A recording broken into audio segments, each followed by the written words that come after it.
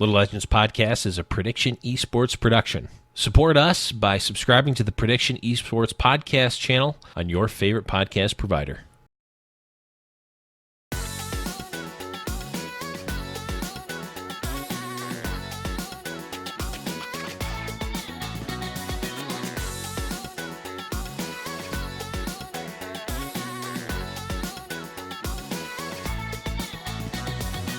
Hey guys, and welcome back to the Little Legends Podcast, episode number 12.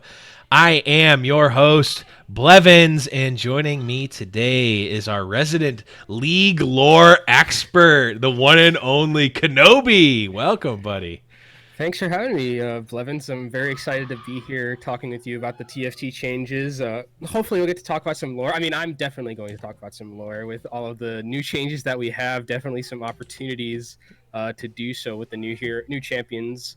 I say heroes because Overwatch still just gets into me, but it's still in our. I mean, I'm wearing an Overwatch hat right now. Still in my blood. I got the KDA hat, so I'm ready. I prepared myself for it. Yeah, you've got more League. Well, I don't. I got League merch on hand. So okay, you got merch. So I don't have the. Well, this is kind of merch. But I mean, I do have I have this too, which is a KDA Akali face mask.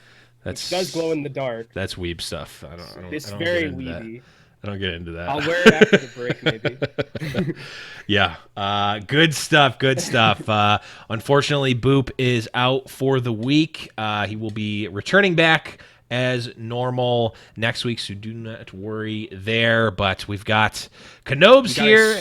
You got his son. His esports son. The esports son. The one and only Kenobi. Thank you for being here. What? We've got a lot to talk about. So this is, by my estimation, probably going to be the longest show, the biggest show, the most content that we've ever talked about on the show. So strap in for this one, boys and girls. We're going for a wild ride here. And before we jump in to the action, just real quick, have a little bit of housekeeping here. Of course, we are a Prediction Esports podcast. Make sure you are following us and subscribe to the Prediction Esports channel and iTunes feed. That's PREEDICTION. All sorts of esports shows and content there. Make sure that you're doing that. And the other piece of housekeeping we've got is we've got a brand new patron over at patreon.com/Little Legends Podcast. Yay. Yeah. Huge shout outs. We've had a nice little burst of patrons lately. So you can go to patreon.com/Little Legends Podcast to support us there. Still working out on what the rewards are. Let me know what you'd like to see. But Jarian P at the $5 Krug level. He is a Krug. So huge shout outs to Jarian. Let me know. Hit me up on either Discord or message me on Patreon, Jarian, and we will get you your message on the show. Okay. Last thing here. I'm trying to keep this section as short as possible. Thank you everyone who's given us feedback on that. We got a couple new iTunes reviews here for the show. We got a 5-star review from Zamiad. It's a 5-star review. It says, very entertaining as well as informative. Great listen on the way to work. Awesome info. Thank you, Zamiad, for that review. And the other review here, we've got another 5-star review that says, these guys are A+ and know their stuff. Clearly not listening to the show if they have to say that. And the review simply says, keep up the great word. That's from BBBBBBGYRDDVJR. So thank you. I didn't know how you were going to try and approach that, but I think you did the best you probably could have. I know that. I actually know BBBBBBBGYJDGYJR personally. We're actually it's a family name. All right, okay, yeah, okay. BB. Okay, I'm not going to go through the whole bit. And I was planning on it, but yeah, thank you. Canada, so maybe it's Canadian. Oh, it's just a Canadian. Oh, sorry. Wait, it can't be a Canadian. You know how I know it's not Canadian for sure? There's no A in it. That was both dumb and offensive. All right. Thank you guys so much for leaving the reviews. If you haven't already, go into your favorite podcast app or iTunes, wherever you listen to, leave us a review, and we'll read it on the show like this, as long as it is Twitch appropriate. And if it's not, I'll censor it, I guess. But leave your reviews. They really, really are helpful. Okay. Let's move in and start talking about some actual TFT stuff. Normally we would talk about our weeks in TFT, but you don't want to hear about that. We got so much to talk about, just stuff that's happened in the world of TFT. We had another Heroes Hearth Fight Night event, so another tournament happening. That was a great one. The YouTube videos, I believe, are out on the Heroes Hearth YouTube channel. If they aren't, they will be shortly. Myself and Deathblow casted that one. It was a really great match. I mean, the one before, we actually there was a three-way tie for first. This one there wasn't a three-way tie for first in this one, but there was a two-person dead heat going into game 4. And they were both in the top 4 at the end, and it almost got to the actual heads up. Whoever gets 1v1. first, the 1v, it almost got to the 1v1. Yeah, I wasn't able to watch it live, but I'm definitely looking forward to going and watching back those VODs, because it's going to be kind of the last time we see that type of TFT competitively, unless there's another fight night this week. No, there's not. Oh, okay. The next fight night's going to be in. We're just going into another just new game. It'll be by the time. Yes, well, I don't know if they want me to reveal their schedule. So check out the Heroes Hearth TFT. Heroes Hearth TFT. Yeah, follow Heroes Hearth TFT on Twitter. You will be able to check out when the next event is, and if you are a diamond level player or above, you can go there. And they also have a sign up sheet. The sign up sheet is also in our Discord as well, in the resources channel. If you go to discord.me/Little Legends Podcast, you should just go there anyway. But if you want to specifically sign up for the tournament for a fight night there, the sign up is in that channle. Okay, now we're actually in. Okay, we 6 minutes under 7 minutes, and we're on to it. Okay, had to condense, just tighten it up, condense it down. I think we got there. Okay, now here's the interesting thing about tonight, because we're talking about a new patch, right? We're talking about we're going to start by talking about the 9.21 patch, which A, is going to be the thing that we spend probably the least amount of time on, and B, is by far the least exciting thing we're going to be talking about. So if you've been living under a rock and aren't sure what we're going to be talking about later, just know that a new live patch is the least exciting thing we're going to be talking about. So let's jump in and take a look at this brand new patch. And we'll start it off with their little intro here from Riot Beer Nana. Greetings, tacticians. This is it, the final countdown, the last round, the third period, the fourth quarter, the ninth inning, the end of the road, the last stop, closing time, more specifically, the last patch in Teamfight Tactics first set. Set 1 coming to a close here. This is the last patch. While we await the start of Rise of the Elements, which is set 2, we have one last balance patch for you to reach the ranks of your dreams. So cue the montage music, and let's get into it. So starting off here, we've got a ranked change here. This is the last patch to continue climbing the ranked ladder in Teamfight Tactics first season. Ranked will be off in patch 9.22 for the start of Rise of the Elements to make sure that we have any major bug or balance issues out of the way, but will return in patch 9.23. That's kind of big, actually. Yeah, I actually really like that too, because since it's becoming an entirely basically new game that we're getting with Rise of Elements, I like that they're postponing the fact that rank can be a thing right at the start, because if there's anything like, say there's something that's bugged and that can be like abusive, like for instance, like someone finds an Exodia or something like that, that's based off of a bug and not just based off of you build compositions a certain way, it's going to feel really bad for everyone playing ranked who's just like, they go up against something like that and they're just like, come on, like it makes it not fun when you're playing against something that's just like incredibly bugged or overtuned to heck, right? There was like, I remember when TFT like first came out, Graves was like probably one of the I mean, now saying it seems funny, but he was probably like one of the most OP units in the game, and just everyone had Graves, and playing against Graves was just like, I don't want to play against Graves anymore. Yeah, but I mean, now that they're taking the rank down and giving us like a little bit to play with the patch, to and then they're going to come back in 9.23. Get us back ranked, which I think is a really good idea, and make sure that, okay, we're going to get ranked. We're going to hear your feedback for 9.22. Then we're going to bring back ranked, because then we're going to think there's going to be some things that are going to be fixed.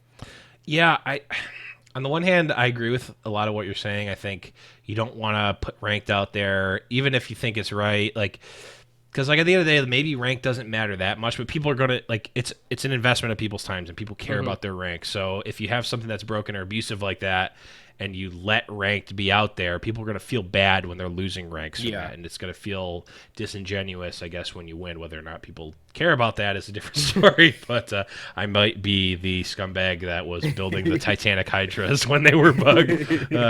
Whoopsie. But on the other hand, isn't this what the like next 2 weeks of PBE are for? Like, isn't like because if you think about it, like today, as of this recording right now, you can go on the PBE and play essentially patch Hmm. 9.22, the set two.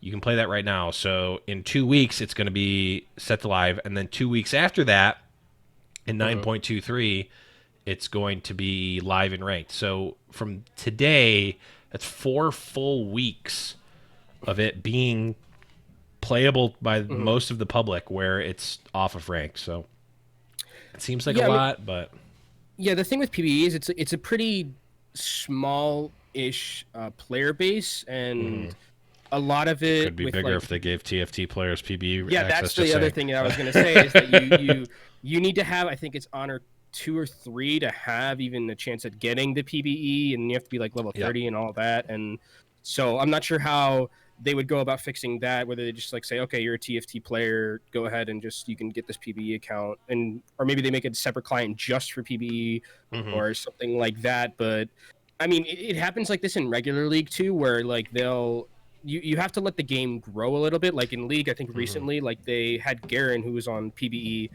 who was like he wasn't. No one really knew how strong he was going to be until he got to live, and then once the entirety of the player base start getting a hold of him, they were like, "Oh yeah, this is really broken. We should probably fix this." So I think giving it kind of this 4 month buffer where you can say, Four "Okay, week, not 4 month. 4 weeks, yeah, that would be 4 month. bad." Uh, Get him out of here. that would be bad.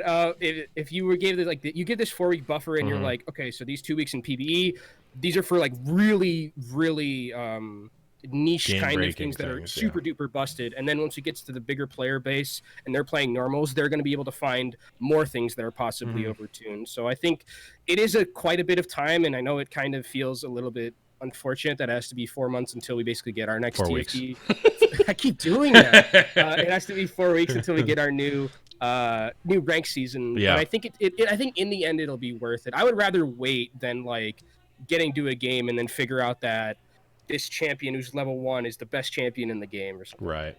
Yeah. I mean, and we'll talk about this when we go over the article that Mort posted or that Mort put out about what they learned from set one, that they're going to be focusing more on spending more time tuning and making things are good. So I kind of get it from that point. I just like am upset because I don't have PBE because I'm a TFT only player and my old I do league. have PvE. Well, yeah, you're So an actual league player though. My yes, old I league am. account, my new league account is too young. My old league account is too It's too old old. because it so, didn't. PBE didn't even exist when I played League, and so it you just certainly lose out doesn't. in both ways. I just Like that can't. meme, like Yeah, born too young to get PvE, or yeah. live too old to Too not get young to PvE. explore the earth. Too or Yeah, no, too old to explore the earth. Too young to. Too young to explore the earth. yeah, Too old to whatever. explore People know, space. people know Now the all copy I can pasta. do is complain about PBE and Yeah. TFT. But yeah, I think, and I asked Mort on his Twitch stream about TFT players getting PBE access, and he said that himself and Maple Nectar were working to get that to TFT players. So I'm assuming Mhm. it's not just a switch that they can flip. They Yeah. probably care about like since they put in all these like safeguards for their PBE to keep like Mhm.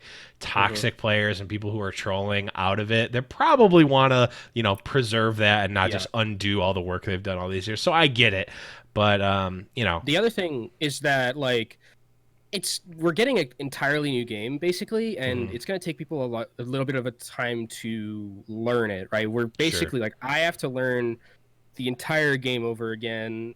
Everything's going to be different with everything that we're going to talk about later when we get to the other patches. But like, it's an entirely new game, and it's going to take a while for people to. It's not like in Overwatch where it's just like one hero. It's like everything's different.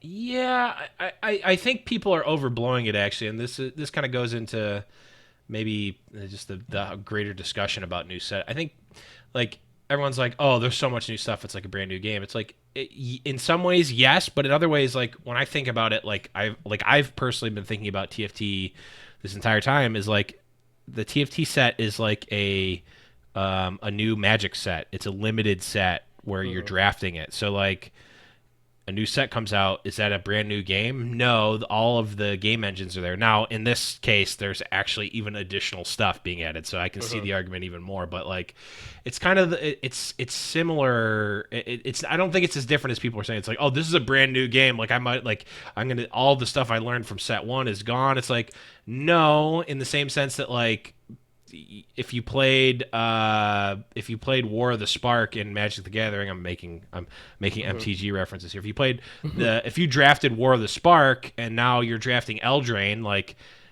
a lot of the stuff that you've learned from the previous set still apply, like economy, planning for the end game, playing aggressive, versus like all of those like macro things stay, and I think at a high level, those are probably the most important things. Now you can obviously optimize the micro. It's like, okay, well, going like saving up to 8 is not good here. Going in aggressive is really good in this specific meta, but all of those skills that you're honing in the other sets are still going to be useful. And so I think people understand that at a conceptual level, but it's like everyone's like, oh man, this is a brand new game. All the time I spent on set one was wasted. It's like, no, it wasn't.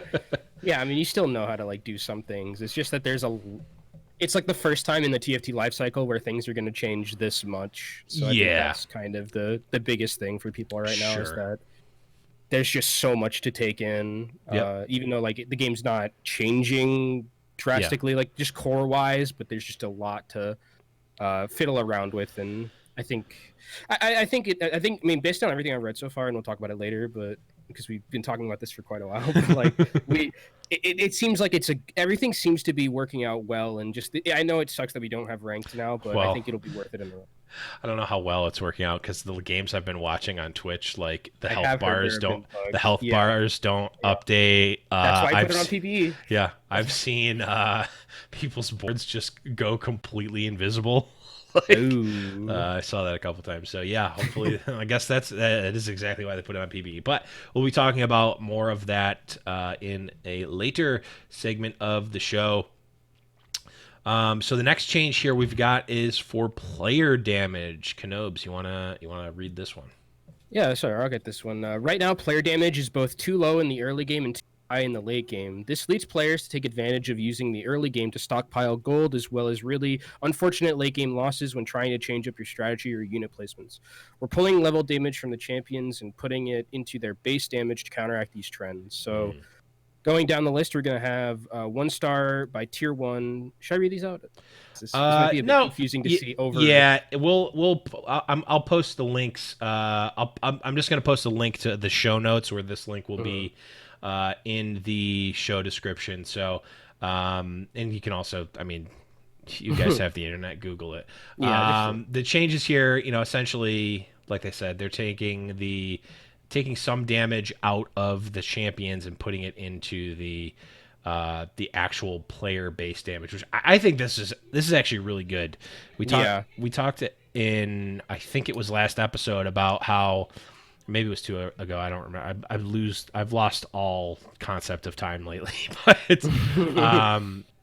Boop and I talked about, he talked about how much he liked this new meta and how it's like really great to have this late game, and I'm like, I like the late game too, but I don't like the fact that the early and middle game are basically not useless, but the impact is so, it's like you're not going like I want to have a meta where there's an option where like you can like check the lobby, and by that I mean like, oh, everyone is everyone's like saving up and has really weak comps. Well, I'm gonna all in right now, and I'm gonna do like a ton of damage to you really early and take an early lead and like make you reevaluate. Like, but if you do that Right. now, it's like you can get kind of strong, but you're also like it's like you do a little bit of damage, and it's like it doesn't matter because like they just get to Mhm. 8, they get their comp, they stored up their gold, and like now they're unbeatable. Right.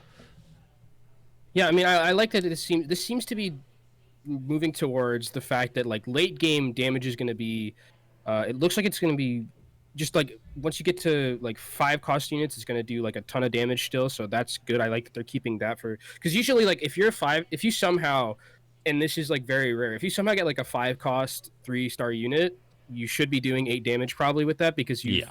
won the freaking lottery. But like Yeah. I like that like all the changes seem to be a little bit more consistent, like 3 stars for most of the tiers do only 3 damage, so it's Hmm. not, you don't get those moments at the end game where someone just lucks out finally and gets like a tier 2 or like a 3-star Draven, Hmm. 3-star like everything, and then they just like one shot you from 20 health, Right. from like 30 health. Like that always Hmm. felt bad for me. That's one of the things Yes. that I really didn't like it playing in the current patch, where I was like, I'm doing fine early game and I'm winning pretty convincingly, but my lead isn't growing at all because they're just taking no damage, and then they Hmm. just finally find their composition and I just instantly die.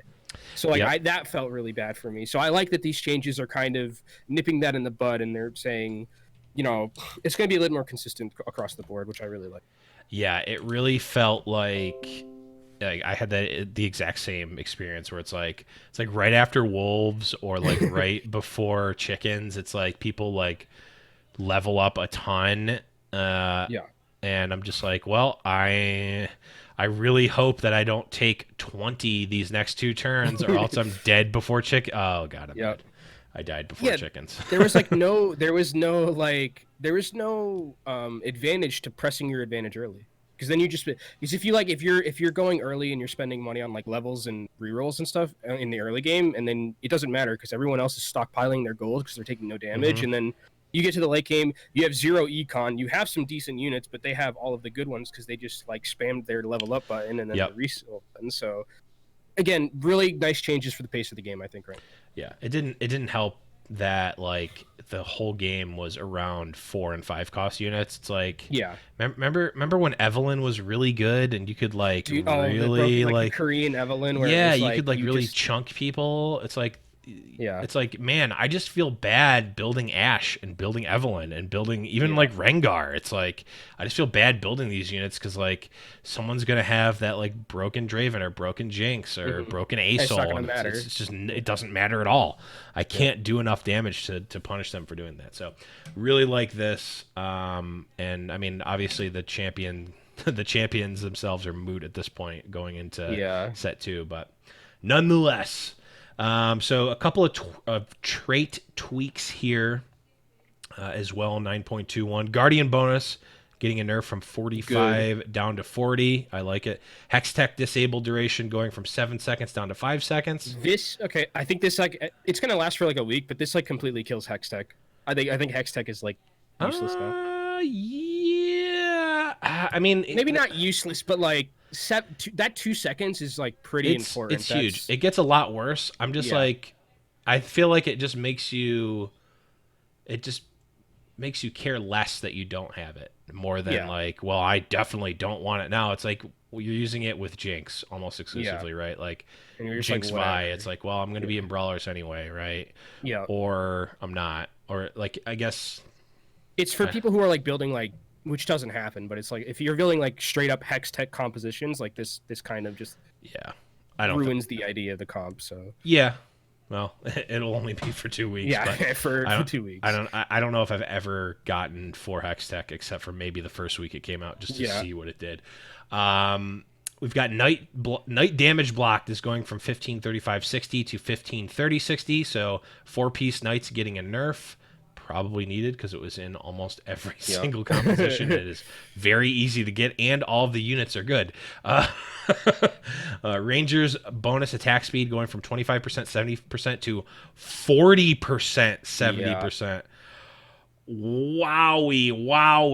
That's almost a 2x there. And then sorcerer Yep. ability power going from 40%, 100%, 175 to 40%, 120%, 200. So Dragon Sorcerer is still good. Like, small. that's all I hear. Well, I mean, 3-piece sorcerer is still the same. So I feel like most of the comps I saw were You 3-piece was Sorcerer. 3-piece, and then six I've seen some pieces. 6-piece, which 20% is a pretty like. If you're stacking like any of your like units, like Aesol, like Yeah, that extra 20%, it he already compounds. does a good ton of damage. So Yeah, he's gonna one shot for real now, even if he yeah. doesn't already. Which I think is fine because I don't think 6-piece Yeah. Sorks was the problem. I don't think it No, is the problem. I don't think it ever was the problem. It's 3-piece. And Three then pieces. 9 Sorks just gives you that. Just... Imagine thinking you're gonna build 9 Sorks. I want it to happen. I saw Mort do it. I saw Mort do it where he had 9 Sorks and the Karthus alt just one shot the entire team. It was amazing. It sounds hilarious. I wish it was on the one hand, I wish it was a little bit more reasonable to get 9-piece of a set bonus, but on the other hand, it's like I'm kind of glad it's not that easy. Yeah. I mean, I don't disagree with any of these. I mean, I have never been as against Hex Tech as other people, but I completely understand why people hate it. And Mort talked about it in his article. So people complaining about Hex Tech are probably overblowing it in terms of a like win-loss percentage. Yeah. But in terms of how it makes them feel, it doesn't matter what the percentage is. It's like, I don't like when my units and items aren't doing the things that they say they should do. That's not fun. Hard to argue with that because that's definitely true. Everything else looks really great to me. Kenobi, you want to get these champion changes? So for champions, we have Lysandra. Her starting and total mana has gone from 0 to 85, and then it's gone from 0 to 95. So basically 10 extra total mana to cast that alt, which I think good change there because Lysandra's like I think hidden OP right now which Osto's I don't even know how hidden it is. Yes. Yeah. Osto has infected the minds of us all. She just might be straight up OP.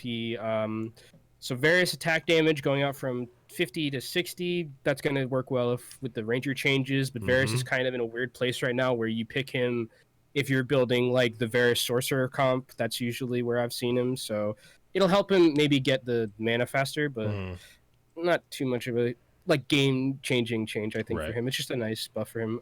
Brand Pyroclasm bounce range, 2 hexes to 3 hexes. I think that's pretty good.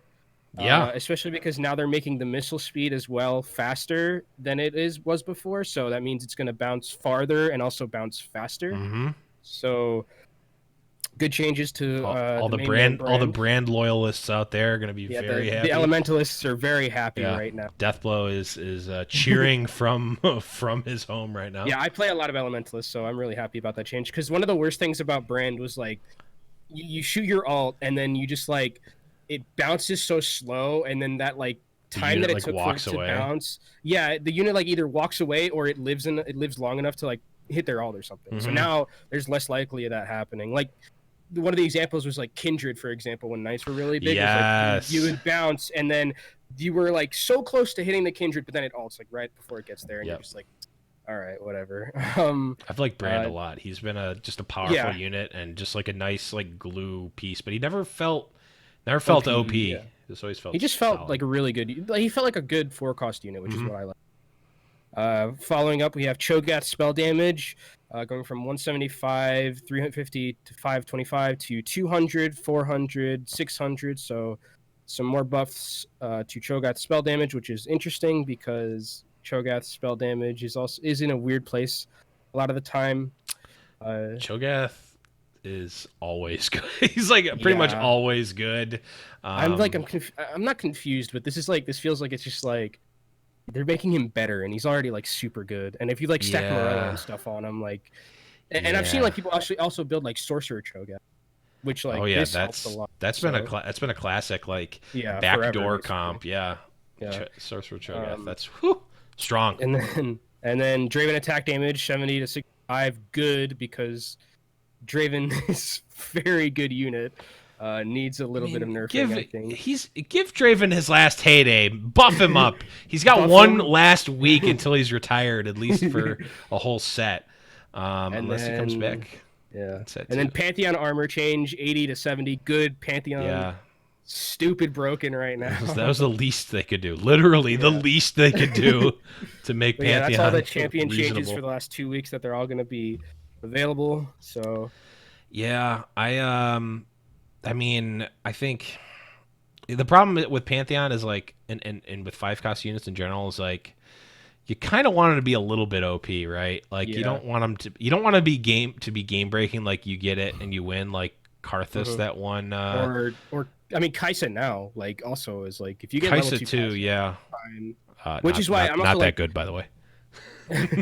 I'm kind of surprised she's actually not on this list because I think Kaisa, like, late game level 2 Kaisa with items is like nigh unkillable.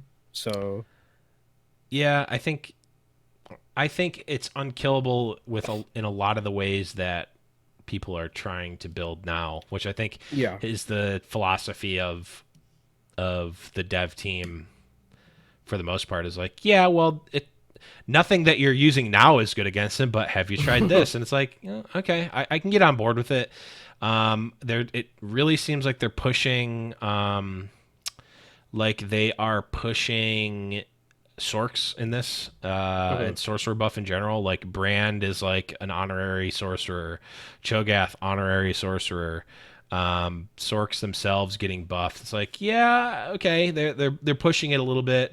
Pantheon getting a slight nerf is kind of a nerf to I'll take dragons, it. I but mean, I'll take this nerf, but I don't think it's gonna do yeah, too much. I mean, again, this is a lame duck format or a Yeah. lame duck patch, unfortunately. So The next things are gonna matter a little. yes, The that's true. items. Yes, we've got items here. Locket of the Iron Solari. The duration is going from 7 seconds to They 8 keep seconds. buffing this. They keep buffing it, but no one wants to use. Well, I mean, no, that goes back to the point I was making earlier. Like, no one wants to build something that's going to be bad in the late game because in Yeah. this patch, like, you just get to 8 and then you go into the hyper late game. Like, Yeah. if you want to get like even top 4, like before you could do like a ninja's elementalist build that like will never ever get first unless you get like the nuts and get like a 3-star Akali with perfect items, something like that. But Yeah, yeah. like on average is never going to win, but will get you a pretty consistent top 4 in the past. Here it's just like an auto 8th. Like it's just not Yeah. going to happen. just doesn't, yeah. Or maybe it's like auto 6th, which is not good. Yeah, I wouldn't be shocked if they rework it or just take it out of the game at some point. Like switch it for something else. I mean, I'm fine with Locket. Like, if Locket is good, I mean, there was that patch. Actually, it was probably a couple of patches where Locket was like where it was broken. Like you just because built they it, had it because it was the one where like the shield stayed. right?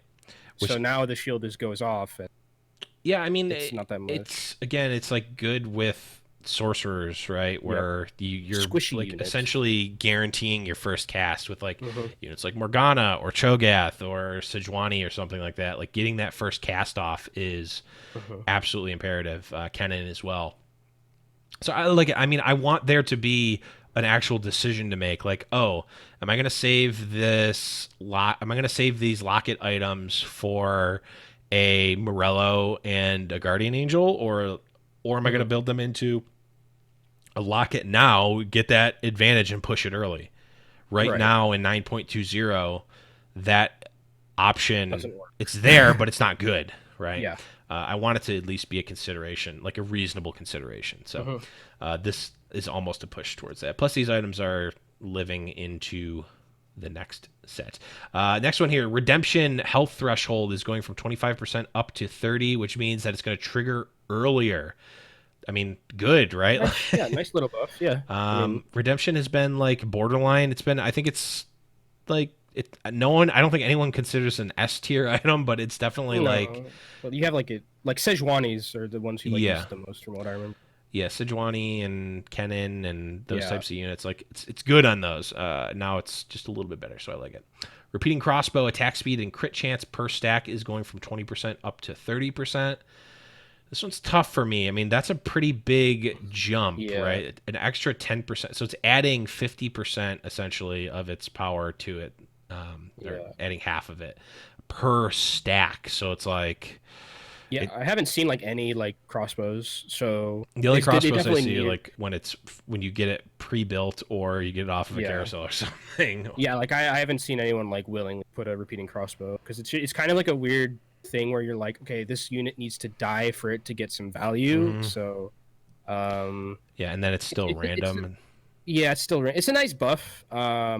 Maybe it'll find its place with something in the new set, but I think for now, still And not the sure. cool thing about this is it kind of, and this is a little bit of a jump forward, it kind of works with light, um, the light bonus, which is Mhm. when a light unit dies, it gives all the other light units plus attack speed and gains them back some health, I think, for the rest of the Mhm. fight. So this kind of synergizes with that. It's like, yeah, my first light unit is a tank that I'm going to put a repeating crossbow on it, and I want it to Mhm. die, and then that stuff's going to drop, and my other units are going to like turn into hyper carries. So it could work. The light bonus, like, at least is controllable. Like, you know who is going to be getting the buff Right. from it. This is like, well, it needs to jump to somebody, and like, if it jumps to like my Braum with a Warmogs on it, like, it's not ever gonna die, right? Or it's Yeah. gonna be the last unit to die. So you basically need to have a frontline unit. You need to have a couple things. You need to have a frontline unit with a repeating crossbow on it. You need to have your most tanky unit have all three items, and you need to have, like, ideally your last unit that, like, your last like carry unit that would benefit the most from this to Mhm. not have three items so that it Yeah. jump, like, So that's we the can take perfect it. scenario. And you can't I mean, you can set that up for that to be a possibility, but it's tough. So I don't know. Mhm. I think it's a cool item concept, but I don't know how good it is. But this is Mhm. it's a big buff, so we will see. Next one here is the Spear of Shojin mana restoration is going from 15% up to 18%. Again, we've seen small changes be really effective. An additional 3%. It's not bad. I haven't done the math on it. I don't know, like, because what it It's like an extra 10 or like maybe like 5 or 10, I think is well, common. what I really want to know is, like, who does this change? Who does this make an alt cast go off in like one fewer attack? One fewer That's attack. like, I don't know, and I'm not going to do the math to try to figure that out. Yeah. But like, you want this, like, does this make Vigar to go like, if he just has a spear, does he now go off in two auto attacks instead of three? Stuff like Mhm. that is what's going to be like, I don't know if they want to do this because they don't necessarily want to give out like strategy advice in these, but if you could be like, notably, this makes Asol cast one attack sooner. Notable, this makes Vigar 3 Yeah. go off in one auto attack. Like, that type of Right. stuff would be interesting and like give us a little bit more insight so that Yeah, I don't have to definitely. do the math. It's not like we Yeah. can't do it, Riot, but like, if you're doing this for a reason, give us a little more if you got it. I Yeah. mean, if it's Math is just my a worst subject, so I I'm understand. great. Well, okay. I don't want to say I'm great at math. I like math, and it's very interesting to me. But I don't. Mhm. I leave this to The the computer professionals. brains of Yeah. Riot and also Reddit to do that for me. Yeah. And the last one here, Trap Claw stun duration is going from 5 seconds down to 4 seconds. Probably good. Stun Claw Yeah. or Trap Claw. I think this is like, it's a direct competitor with Quicksilver Sash or whatever it's called, Quicksilver Cloak. Mhm. I don't know. I don't remember what it's called. And like, it just seemed like Trap Claw was strictly better all the time. Yeah. So they buffed Quicksilver, I think, last patch, and now they're Even amount. yeah, they're even them out. So definitely good stuff here. Canobes, want to finish off with the bug fixing. Bug fixing. So Kaisa spell tooltip now properly scales with ability power. That's good. Coins don't launch as far. Also good, so you don't have to like just run around for your coins because sometimes you're just like they fly just all across the map and you're just like, all right, gotta go get them all. Nice quality of life thing. Not really like that's a first world kind of problem in TFT where you're like, oh, I gotta click over here for my coins. But okay, that's a nice little. Adjusted a Yeah. few of the drops in thieves gloves. I mean, we Sure. don't know we don't know what they are, Yeah, so yeah. Draven now has intended attack speed ratio. I believe that's a nerf because that's telling me that it was maybe a bit too. It was a bit higher than normal. I hope they're not Wah, upping wah. his attack speed because that would be Give him his last hurrah. yeah, That's that what I would be want. his last hurrah if they like upped his attack speed. So I'm thinking that's a nerf. And then players will no longer occasionally receive inexplicable massive amounts of damage during overtime. So that's the overtime bug that like I mean I was playing with like Boop and Finally. Admiral John John, and Admiral John John like got eliminated because of this bug, and Yeah. it's just a really unfortunate thing that happened. So this is really good for the game that's gone, and that's the end of the patch notes right there. Yeah, so overall, small patch, but I think a good one here. I mean, this is what we're. This is going to be our lame duck Yep, for last hurrah. all us plebs here that don't have PBE access. We can play on 9.21 and try to get to the best rank that we can here. Next up, probably going to cut this a little bit short as before we go into the break, but we did get Mort had talked about a developer article where he was going to go through the things that they learned in set one, and that came out today. So definitely a good read. I certainly Yes. suggest that you read it. I grabbed a couple of notes here from sort of the second half. Real quick I'll just kind of go over the headings, and then I got a couple of notes here. So the one thing that he talked about was kind of good random versus bad random, and the good random being something like Draven and Imperial, where it's like, okay, you know what you're getting into. You choose to run two-piece Imperial, and like you've got the 50% chance to hit on Draven, and you're really powerful, and 50% chance where it hits on like the Darius. Maybe not as powerful, but you as the player are actively making that decision, and you can play around that and kind of plan for that. The bad kind of random is like Hextech. Phantom is the Phantom biggest was one. so. I have thoughts about Phantom, but we would take a little bit of a while to And talk. the long and short of it is it's a random effect that creates a very strong effect, but there's no play around it because it's random. Something like Zephyr, on the other hand, is like a strong effect, but you can kind of play around it. Blitzcrank too. You can definitely play around Blitzcrank. You can theoretically play around Zephyr by like moving your units Yeah, in a weird way, or like putting them in a weird spot and like trying to trick your opponent. yeah. But like Phantom, it's just like, nope, sometimes your best unit's just going to get dinged, and that's the end of the round. And Yep. we've all won rounds and lost rounds where that happens. And they definitely have learned from that, and that sort of like unavoidable randomness that's really that strong. I think that they've learned from that, and they're going to avoid it. So that is good. Also talked about some champion balance and design, and when they originally came out with some of the heroes, some heroes like old Mordekaiser, Fiora were just like very very weak units, but because of their traits, in Mordekaiser's case Phantom, and in Fiora's case Noble, like the fact that they contributed towards that trait was their power, not their actual usability. And they learned that that's just not a desirable. That's just I not agree. it's not Yes. desirable because, like, well, I mean, I just feel bad running this at all points in time, even when I have the bonus. It's like Yeah. I have one fewer unit, and that doesn't feel great. I have to put in Mordekaiser. Ugh. Yeah. I remember that was like the meme is like people in Dog's chat would just spam like, "Hi Dog, this is Mordekaiser's mom. Could you please put him in? He wants some playtime. Thank you." So It's like that, like Rick and Morty meme, like where he builds the butter robot, and he's like, "What's your purpose yeah, in life?" You proc Phantom buff. yeah, Oh God. yeah, not good. So again, another thing that they learned from. And then the same with sort of disabling effects. He said that they're going to be aiming for less disable effects. Also good. Yep. It's just not fun to have your units not do the thing that you want them to do. Not, not a fun time. Looking at you, Hush. Yeah, Hush. I mean, Hush is still in the game. So is Yeah, Swordbreaker. So is Glacial in set two as well. But yeah. he talked more in depth about that as well. Also talking about hard and soft counters, things like Wild Buff, giving all of your units your attacks can't miss, or like old rapid fire cannon, like making it so your attacks can't miss means that dodge as a mechanic just gets hard countered. Same thing with old dragon buff, where it just gave you 100% magic immunity.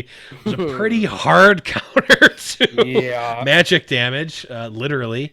And they're going for less of those hard counters, more good. soft counters. Like it a lot.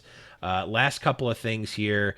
Also talked about sort of the pacing for the patches. He says for set two, they're going to be we're going to be shipping less total content patches, but each one will be larger. Our current thinking is 3 to 4 content patches over the course of the set. Our goal is for each of these drops to bring an exciting and meaningful change. So instead of seeing the like in 1 week we'll get Kaisa, in 1 week we'll get Pantheon. It's going to be, I think, more like the Hextech drop, where it's like, hey, Yeah, here's 4 new units, but it's not going to be 4 new units every week because that's a that lot. would be insanity. So I really like that they're because this is kind of how regular league does it a lot of the Mm-hmm. time with like giant balance changes. Like they'll have a lot more of the smaller like weekly changes and patches, and then they'll have some of the bigger ones like throughout the year. It's different in TFT because it's like more of a set kind of mentality with it, so Mm-hmm. it's a little bit different on how you're going to be doing the balances in terms of the time and stuff like that. But I think overall, I really like that idea more than like every week there's like a new hero or a new item or something like Mm-hmm. that. So I think this is a good idea in the long run. I mean, I love new content, but man, it Mhm. can be a lot. And a lot of what people have just, I've in talking with people and just seeing people's tweets, it's like, hey, I took 2 weeks off. What did I miss? It's like, Everything. well, just pull out the long list of things. It's like, well, the game's completely different. You can't go aggro. There's no hyper like all like, okay. Yeah. So it's like we're gonna keep it more standard, have bigger patches come out, and like yes, if you take 3 months off, sure, you're gonna be way out. I It was weird because at the beginning of the article, this just made me think of this. At the beginning of the article, he says Teamfight Tactics has been out for a little over 3 months now, and I'm like, that's it. What? That's That's yeah. It it. seems so It feels short. like It's it's been out for years. we've been through like it's like the Robin Williams like thing. It's like in Jumanji. Like Yeah. what year is it? Like we've been Yeah. through this. Like it feels like we've been through the ringer with like Yeah. all of the patches, all of the way the game is like changed Yep. and stuff like that. Yeah. It is. Phew, it's crazy how much has changed in just 3 months, but definitely liking it. Okay, another piece here. The first patch of set 2 will likely have a bigger B patch to resolve any post ship issues, which we talked about before. But Mm-hmm. but after that, we will limit B patches to be extremely small and only for nerfing strong outliers. So again, more in that consistency, gradual change, small changes, only making changes for big fixes and big problems that need to be fixed. So really good there, and really kind of getting us into a more stable time. I mean, for me, and I'm sure you as well, Kenobi, we're kind of like gaming degenerates in some ways. A And like, little bit. I want to consume every piece of content Yeah. about TFT so I can talk about it on the show, and so that I can be like, oh, there's so much more stuff to learn. It's great. But like, man, if you're not like on Twitter at all times and follow it and like have alerts sent directly to your phone Yeah. for what Mort tweets and like Mhm. keeping on, it's like, man, There's you so fall much. behind. So, and that can be, Yep. and that can just be overwhelming for people, and it can be Mhm. discouraging because like, man, I want to play the game and I want to be able, like, for me, for Magic, their cadence changes from time to time, but I know like I can go and if a new set comes out, I can draft that set and I'm gonna do just fine. Like the core concepts are there, nothing like crazy is changing. There might be some like specific set mechanics that I can read, but it's not like, oh, well, you can't play lands on even numbered turns anymore. What do you like? Of course you can't do that, idiot. It's like, well, something big changed. It's like Yeah. if you hadn't played 10 years. in a few weeks even, and you come into set 2, it's like, What? what are these Where's things, and Draven? where's Draven, and what the heck are these things on the board, and why is there water, Why and is the board bigger? why is there a 7 cost unit? The board doesn't look the same. What is going on? It's like that doesn't really happen in Magic, Yeah. in other games. So I think TFT, obviously we're still in beta, so they're accelerating the changes, but now they're trying to smooth it out a little bit, which is good. Yeah. And then we've also got here for set 2, expect us to take our time to make sure that we do a better job at delivering the game with less issues. Again, we're going to have 4 weeks of set 2 in Right. many of our hands to play around with and to find the bugs for. So that is all in line with that. And also this one here maybe doesn't affect the game itself, but is really big for me as I've personally dealt with this. They're changing it so that no matter what, you cannot lose LP if you place 4th or higher. I've had that happen. I haven't had it happen to me, so I'm one of the lucky ones, but that just seems like a really bad. Like, I mean, 4th for me is always like 5L. So Yeah, like I've never it's low.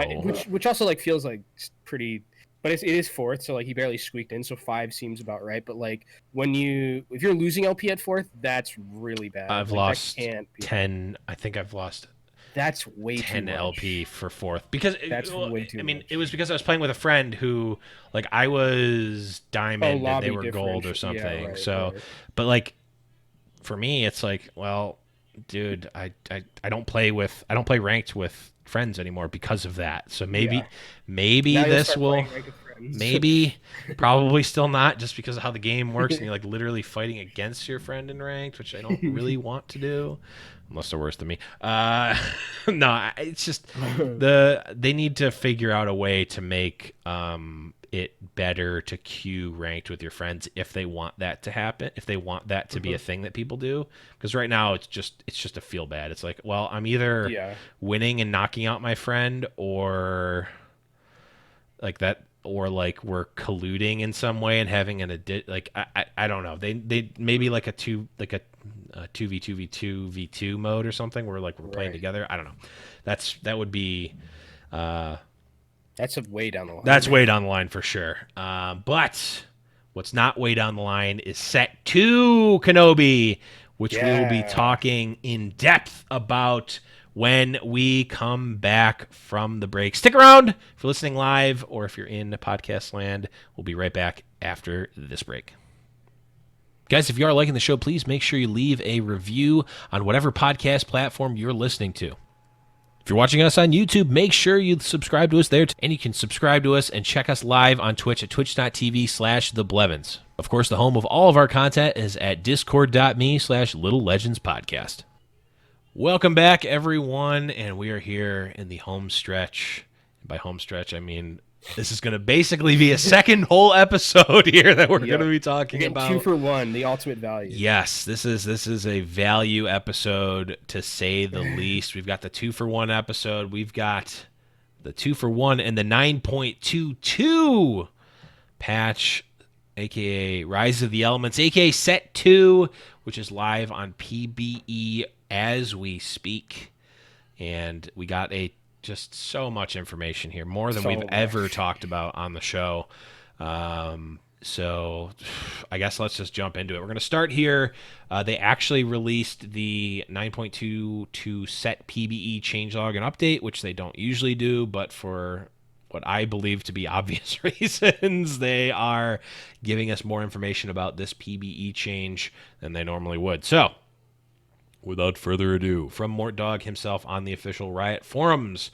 Hello, everyone. With set 2 on PBE, we want to do something we normally don't do. Make sure everyone is aware of all the systematic changes that are going on as well. For the PBE cycle, we'll be posting updates here as things change. Thanks and enjoy. Playing set 2. Started off here with the board size. going from Mm. 3 rows of 7 hexes per player to 4 rows of 7 hexes per player. So a whole Whole new extra row. row, a whole new row, a new a new Ish. positional strategy. Point. There we go. Okay. We got there. Event. Um, yeah, it it's tough to tell how big of an impact this Mhm. has I mean, right now, but when the game first came out, I remember kind of one of the things that like thinking about was like the board's kind of small, mhm, and now they got they got their extra row, another 7 hexes, and I think it's going to be interesting to see how positioning is going to be played because a lot of the time since the inception of the game, it's kind of been either everyone's in a line or that circle like on the left side of the mhm, board, right? So now I wonder if there's going to be some like, except for like recently where it's like brawlers and then Jinx is like in the back, right, where and it's been a little bit spread out. But now I wonder like how people are going to be playing around these hexes and how they're going to be playing around mhm, that extra row. What are assassins going to be like in this right, kind of now that the board is different? So very interested to see how those changes will affect in the new meta that we're going to be having because there's a lot as well that change. Like there's so much other stuff along mhm. with this. Yeah, it's now it's like you can actually kind of use the middle of the The board a board, little bit more because yeah. like before it was like you wanted to okay you want your backline champion to avoid the assassin jump. Okay, so we put Mhm. them, maybe you put them in the front line, but it's like, well, I want to avoid the sedge alt or like the gnar jump or something. It's like, okay, we'll put it, there wasn't really an in between. Now there kind of is. Mhm. So it'll be interesting to see how that changes. Plus, I mean, with the what we'll mention in a bit, the elemental hexes, that is also going to shake up how positioning works as well.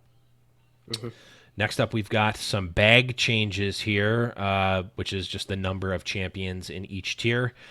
Tier 1 is going from 39 champions down to 29. Tier 2 is Big. going from 26 down to 22.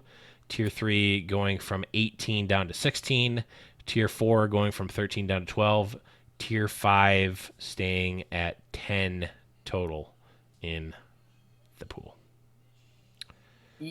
I mean, the tier one changes. So I assume this is for like every single champion, I think so. right? Yeah, So that there's means it's no like 10. differences. Yeah. Right, there's like 10. There's gonna be like 10. What's the level? I wonder what level 7 is because 10 I think Master she's still Yis. Yeah. 10 Master Yi's, 10 Luxes, and stuff like that. So I'm assuming that the Lux is considered a tier 5, but tier maybe five, she's yeah, not. I don't he's a know. tier 7 or something. But the tier one is really interesting because usually there was a lot of like in the old patch there was a lot of um like possibility to get everyone had like certain tier ones in their composition. Like Hmm. everyone when the assassins meta was huge, everyone had like tier 3 Kazakhs. Everyone Right. had like tier 3 Castans. So now there's like a lot more variation. I think this leads to a lot more variation in compositions now that there's Hmm. less of every certain champion in the bag Yep. except for where it is a tier 5. So I think it's going to make the meta not as like this is the best composition in the game. Hmm. Everyone's going to be running this and you don't have a situation where like the 4 people in your lobby have already built Kassadin 3 assassin with Hmm. Kha'Zix 3 and all the assassins with them and they just win the lobby by themselves. There's not going to hopefully be a lot more of that this patch. So, Yeah, it seems like you're going to really you're going to feel when someone is really pushing a unit, right. especially a tier 1 unit. Yeah. Also notable here, tier 3 units was 18, which means theoretically the lobby could support 2 3 stars of a tier 3 champion, right? So Mm-hmm. like Ash, it could support 2 level 3 Ash 2. Ashes. Yeah. Now you can't. Now you can't. It's down. Now they literally are not enough in the pool to do it. So And I wonder if they're gonna. I wonder if like from a competitive level or just in ranked, you're gonna be like, you see someone get tier 3 Ash, and then you have to make like, I literally can't get like a tier 3 3-star unit mhm, anymore. What do I do? Like, am I just screwed, or do I have to like pivot? Like, that's gonna right, be an interesting. Or if I just stick with like, actually, is Nico's help is still in the game, right? correct. But you need 2 of them, so it still doesn't even matter. Well, no, because Nico's help doesn't create a unit into the pool. It pulls one out of the pool. So if it's gone, it's Oh, gone. okay. Well Yeah. then, yeah, then it's okay. Yep. You literally can't even cheat it with Nico's Then you help. just then you just can't. So that's gonna be interesting to see how people are gonna play around that. Yep. I think it'll be better because it's like if two comps, I like the fact that like you can really cut off a comp from happening or cut off a unit from happening. Hmm. If someone really wants to invest into a unit and cut that away from other people, like yeah, I'm fine with them with that happening and you really feeling the effects of that. It's like okay, now I really need to pivot where it's like, oh well, I'm still kind of seeing Jinx. I can still get it technically. I want it to be like, nope, the Jinx is gone. Although you won't feel it as much with Jinx Yeah, specifically. A, because she's not in set two, she's and not in the B, game anymore. B because tier 4 champions the only lost one. Yep. And keeping tier 5s at the same feels good too. Yeah. All right. Next up, mana generation rules are changing. So mana generated from attacking 1-star champs, you're getting 6 to 10 mana. You were getting 6 to 10 mana per attack. Now you're just getting a flat 8 mana per attack. Good. 2-star champs are now getting 10 mana per attack. 3-star champs were getting 10 mana per attack and now are getting 12 mana per attack. And Good then changes. mana generated from taking damage is now reduced by roughly 15%. So you're That's interesting because that means that you can't like have like a front line. Like Cho'Gath benefits really heavily from, and like Tej, all the frontliners benefited Brom. heavily. Brom, Shen, when like Shen got his buff Yeah. where he got like a lot more mana, like he benefited heavily from the fact that like he Well, was gonna take hits. So did he get this mana is from this. dodging? Do you get mana from dodging? No, but he'd like take the like first couple initial hits Oh, of sure, Shen, sure, and sure. then Oh, and then he'd do dodge. trigger. Right, right. Yeah. Okay, yeah. So this tells me that this is for like frontline based. This is a frontline nerf for sure. Like Yeah. this means that in this meta, like I don't know who's. I mean, just based off on how League of Legends works, I would assume like Renekton, Nasus, those are going to be the frontliners that we have. Mundo as well, and I think Mm-hmm. this is a buff. This is a nerf rather countering their ability to ult quickly. So I think it's mostly for them because when you're in the backline, you don't really. If Right, you're like a backline, like a gunslinger, we don't have this anymore, but like a ranger for. right. Yeah, this is interesting. I'm imagining it has to do with some of the synergies that we'll be talking about and like the interactions Mm-hmm. there. They probably Yep. needed to preemptively. There's a lot of Yeah. Professor TFT in chat was talking about some interesting builds here. Yeah, I You heard can get that some build and pretty I was like, you can get holy some cow. pretty busted stuff. So maybe they're Yeah. preemptively nerfing the front line, which makes sense. And then you're getting an extra bone. Like I like that they're kind of leveling off the amount of mana you can get. So now it's like, well, sometimes I would get it in 2 attacks, sometimes I would get it in 3. Now it's like, oh, I know exactly how much mana I'm getting per attack at each Hmm. level, and the 3-star champs are getting a little bit of a bonus. So giving you a little more of a perk for going for those 3-star champs. I like it a lot. Next up here, we've got some item changes. We got Do you want to rest. go through Yeah, these? go through. Yeah, you take All them. right. All right. So item changes. We have a recipe change. Curse blade has been removed. Hallelujah. Probably one of my most hated Rip. weapons in the game.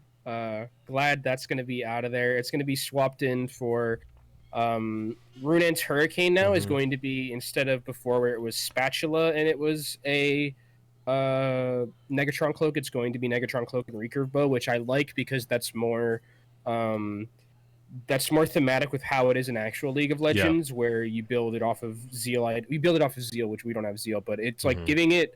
It was kind of annoying to put like Hurricane on like a auto attacking champion where it was just like Spatula and Negatron Cloak. It didn't really give your unit anything. So now that you have a Mm-hmm. recurve bow, it's actually like much more valuable than it was before, I think. Then we have a lot of new spatula items that are just going to be basically replacing the old synergy or the old origins with new origins. So we have spatula, Nilusilar Rod makes Inferno Cinder, which turns you into Inferno. I would hope, because that would be confusing if not. Spatula Tear of the Goddess is Mage's Cape. Spatula Chain Vest, Warden's Mail. Spatula Negatron Cloak, Talisman of Light. Spatula Sparring Gloves is Berserker's Axe. So all in their names, they're going to change you into Wardens, Talismans, Berserkers, etc., etc., etc. So that's basically what that is. And then going into the stats changes, all spatula items no longer give double stats. So that's interesting because I remember when that was first announced, everyone really liked that change. From what I remember, it was like, okay, you're going to get double AP, double attack speed. Mm-hmm. So um, Not sure how I feel about that specifically. It's gonna be an interesting change. Yeah, it's hmm. Yeah, that'll be an interesting It's one a for lot of sure. stats you've given away, like, or you've taken back. I guess. Yeah. They could always add it back at some other point, but we'll see. Chain vest, 20 armor to 25 armor. Nice little quality of life buff for that little item. Hmm. Death cap. This is huge. Yeah. This is a lot of AP. If this was on the old patch, I would probably be very scared about what was going to happen to the next meta. But death cap is going from plus 50% AP to plus 75% AP. That is a 25% doubling of, or well, not 25% doubling, but 25% more AP scaling Hmm. with the death cap. So that is a change that I am interested to see how that's going to work on this patch. Because on the old patch, again, I would have been very scared. Yeah, this almost it kind of makes sense. Like, yes, it's giving some big scaling. It's definitely a huge buff, but also we don't have sorcerer Yeah. buff in this anymore. So it's like you if you built a death cap before, it was probably on a sorcerer or like with sorcerer buff in your comp. So it was like Mhm. kind of doing that already, or even more than that actually. Right. So this kind of makes sense to mitigate from that, but also Yep. seems like it could be busted no matter regardless. Yeah, I'm interested to see how that'll work. Yeah. Because I'm thinking like right now of just of certain heroes that would be benefiting to this, and there are some that like have their alt scale with AP and stuff like that. Hmm. So might be a bit scary. But Dragon's Claw, 75% magic reduction down to 50% magic reduction. Pretty significant nerf as well to that item. It's been one of the best, if not the best item, I think, in TFT for quite a while, I would say. Yep. At least Um, defensive item for sure. yeah, so it's weird because I think just magic resist, just like having 50% magic reduction is pretty good. So we'll probably just see. I don't know if it's enough to kill the item. That's what I'll probably say. I think it's certainly still a niche item, and well, Yeah. we'll talk about a synergy that is Hmm. also helpful there. But so maybe you don't need the Dragon's Claw, but it's still there if you want it. If you want to really go in, I mean, if we're seeing things like Death Cap being really popular, Yeah. like you still might want this magic reduction on your carry or on maybe a frontliner or something. Yeah. All right. Giant Slayer going from 5% max HP true damage to 8%. Oh, okay. So this is actually different. They're changing it. So it's 5. It used to be 5% max HP true damage. Now it's 8% current HP Hmm. physical damage. So that's different. Significantly worse. Significantly worse. Like because 5% max HP is kind of nuts if you think about it for every auto. Yeah. So this is now 8% of current HP, which means the lower you get, you're not going to get chunked like disgustingly hard. Um, Yeah, and it's like true damage versus physical damage. So yeah. it's like gets So reduced by. I'm if you have assuming that gets armor, reduced by armor. Yeah, I mean this just makes Giant Slayer significantly worse. which is good because Giant Slayer was really good, Giant Slayer especially. was very very good. Yeah. It just doesn't feel like a Giant Slayer anymore because like Giant Yeah. Slayer, you're doing more damage to tankier units. You're taking Yeah. down the giants. Now it's like you're not You're really taking tickling down the them. giants. Guess you are at the beginning, but no, it feels bad. Professor TFT in chat is confirming not good. So Not good. Yeah. Okay. uh, Yeah. I did. I didn't think I so mean, it either. was like really busted. Like to be like in the Very very current good patch, in like it current was patch. very very good. It was on basically every like everyone had a Yep. giant slayer on them. But going through, we have a couple more of these actually. There's a lot of items. Guardian Angel, 500 HP on revive to 400 HP on revive. A little bit of a nerf there.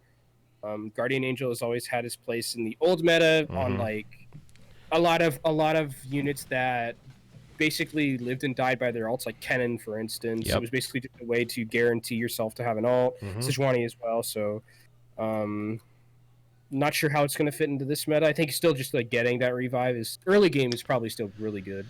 I'm wondering how, and Professor, you might be able to chime in here as someone who's played the patch. I'm wondering how it works with like summoners. Like, do the summon units survive if the summoner dies, And if they do, like, do the summoned units stay Oh out yeah, that's a like good question. during the res of Guardian Angel, like abilities did in set one? So it's definitely.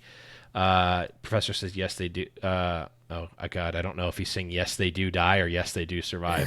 Um, they stay out and they stay out until the summoned Okay, minions so like, die. does that mean like if Azir Like if if Annie Azir dies, does died? Tibber Yeah, stays that's around?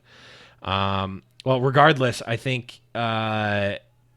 maybe if that's the case, then maybe Guardian Angel doesn't affect it. But if you can get more, like if you can get another alt off, that's obviously Okay. Azir soldiers Because die in with because him. in Okay. actual in actual league, so it's weird because in actual league, like that is true.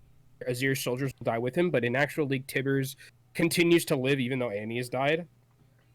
Okay, that's what Professor is saying happens too.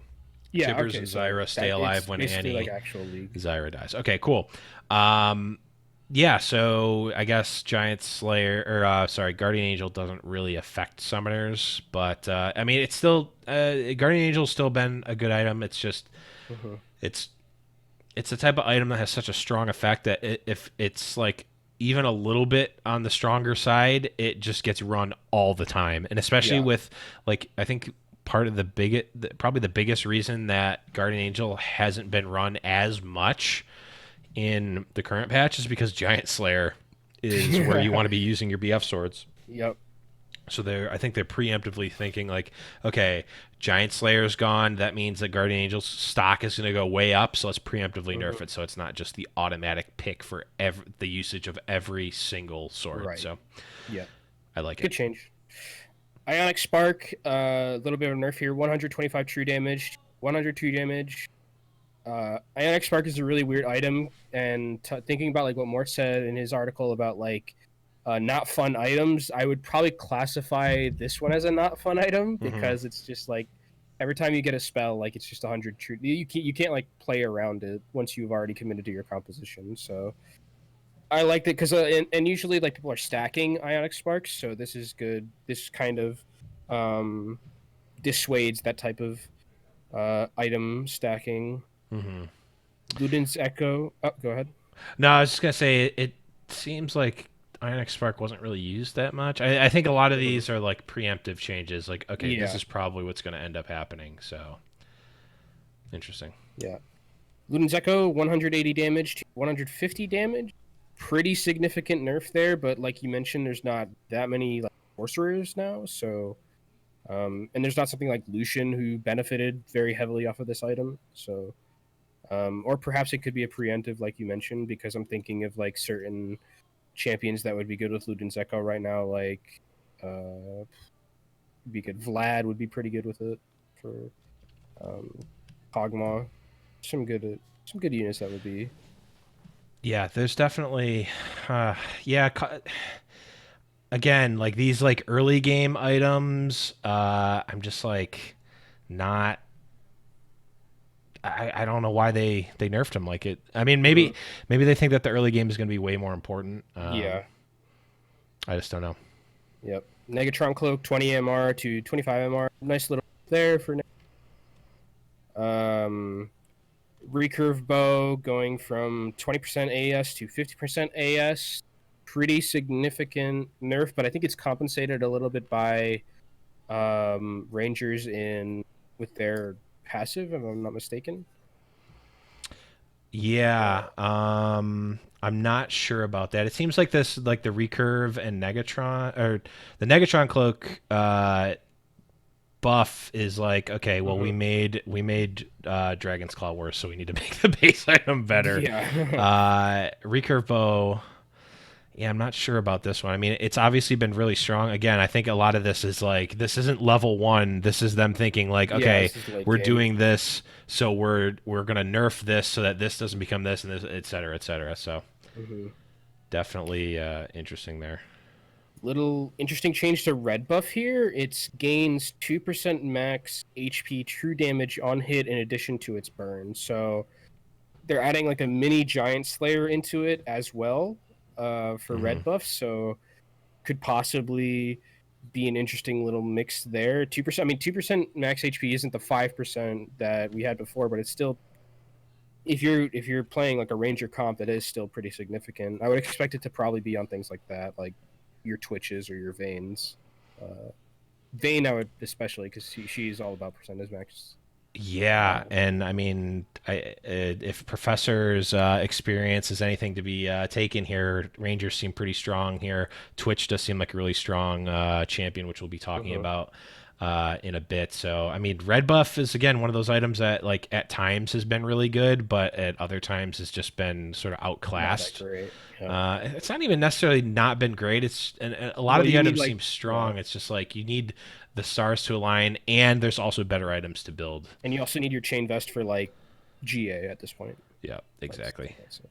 Last item here, Zeke's Herald going from 50% attack speed to 20% attack speed. So again, probably a buff for like berserkers, I would guess, or rangers. We're gonna get to berserkers in a bit, but I think it's just a nice little bit. They're tweaking these, I think, to see like what they're gonna like. Do they need to buff them more? Are they in good places? I think they're just kind of going around a bit and seeing what could possibly be better or what could possibly need nerfs for this next set. So Yep. that's all the item changes that we've got so far. Yeah, I mean it's a lot here. A lot of adjustments, a lot of I think preemptive changes, and I mean it's tough. It's a little early to say whether it's good or bad, but we will Mhm. certainly. Except for Giant Slayer, because Giant Slayer Professor definitely said it bad. was bad. Giant Slayer bad, and Dragon's Claw Yeah, certainly worse. Maybe not necessarily bad, but yeah. we will see. Here's some other changes that are also coming. Uncommon boxes, the average gold value has been reduced very slightly, so you're going to be Hmm. getting less overall gold. Gold boxes, the average gold value also slightly reduced. Reduce the chances of getting combined items slightly.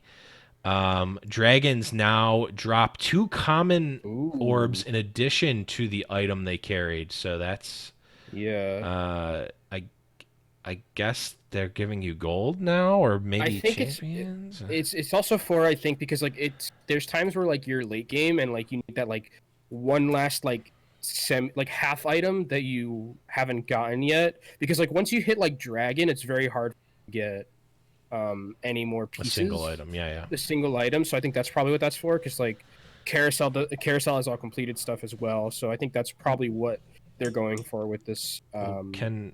do common orbs? Okay, so wait, I think they do. no, I think there's a chance from what I remember that items, but I don't know. I'm not Maybe there is. sure. I I don't know. could be Maybe wrong. they changed it. I'm not sure. Yeah. But Elder Dragon and Rift Herald drop a common and an uncommon orb in addition Okay. to their carried item. So Rift Herald and Elder Dragon are now going to be giving you that full I haven't item. gotten to Elder ever. And I've gotten to it a couple times in some older patches, but not recently. And then once you pick up something from the carousel, your little legend no longer has collision, so And no no more more body body blocker. blocks. Rip. Unlucky. Unluckers, indeed. And then there's some bug fixes. Red buff and Morellonomicon tooltip now correctly states that it blocks 80% of healing. And they also fixed a bug where 3-star, 3-cost units were doing one more player damage than was intended. Okay, so that's the changelog and update. And you'd think, man, We're it's over, right? done. We're not No, done. not even close.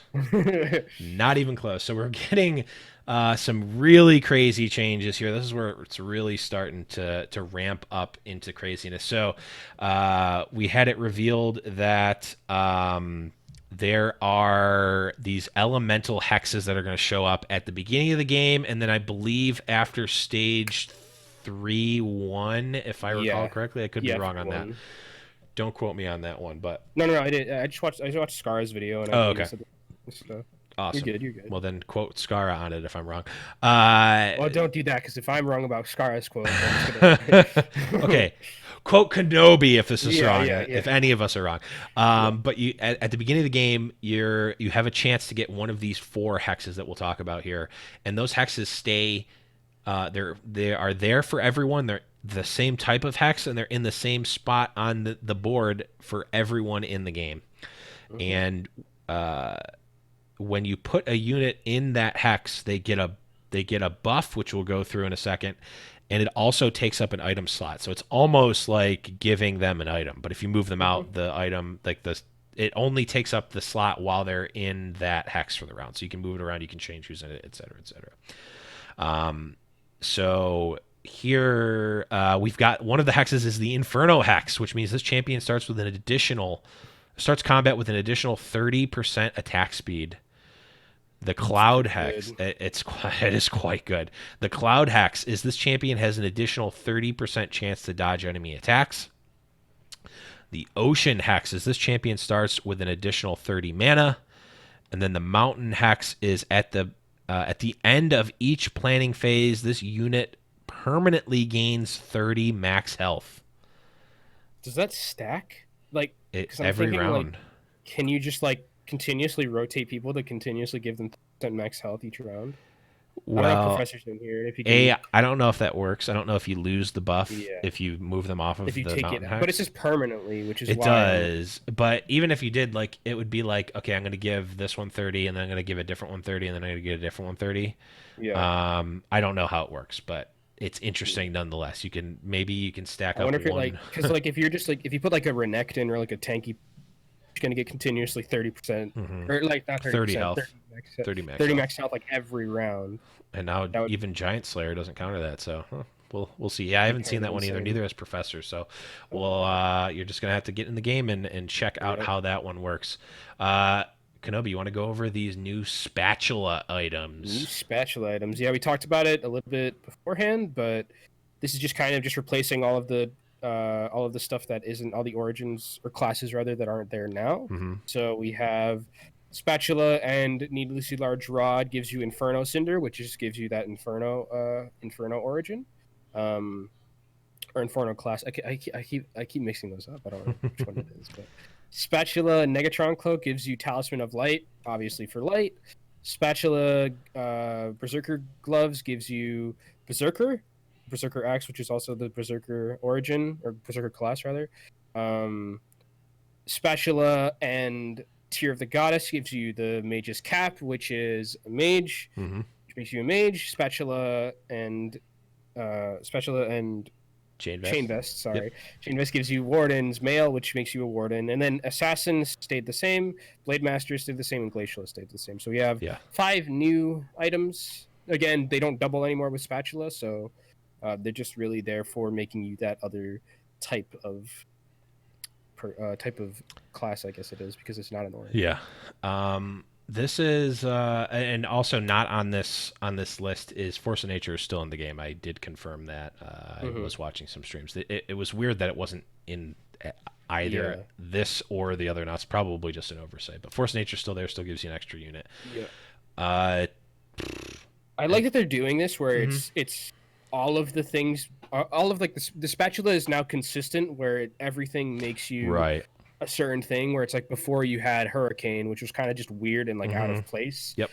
Force of nature staying there makes sense because it's just double spatula, just because there's usually always like a thing that should give you like an extra unit if you're lucky Yeah. enough to get spatula. So I think this is really good for consistency where spatula is an item where you either like have to you have to make it something or you have to like bank on the fact that you're going to get another one and get another. Yeah. It was. It's weird because this I don't know if I like the nerf as much to the like the special items where The you're not double getting the thing is double. weird. I wonder. I would love to hear what more like has to say about the fact that they removed that Mhm. um, because it's something that they didn't have before that they added and they maybe thought like, oh, maybe is it too strong? So I Yeah, would love to hear what exactly was the thought I process guess behind making that maybe change. if they wanted to like make it seem more like this is a niche thing that you like want to go for a certain strategy Yeah. for and not just because like you could make like a darken make something a demon you would sometimes make that just to get the mana bonus.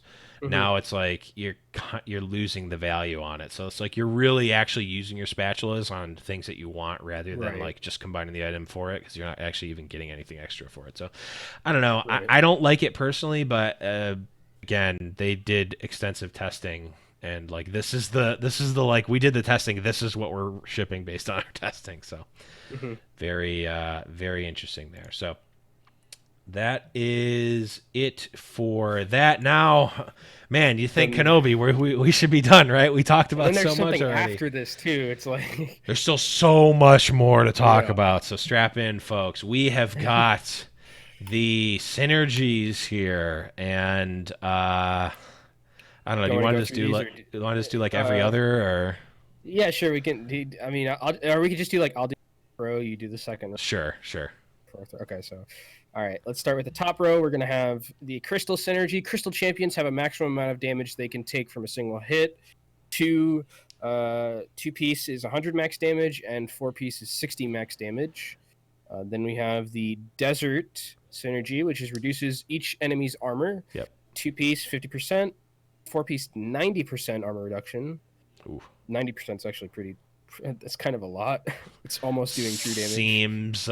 Seems kind of void-esque, if you ask me. Yeah, it's basically doing true damage with auto It's attacks like at that point. it's undead.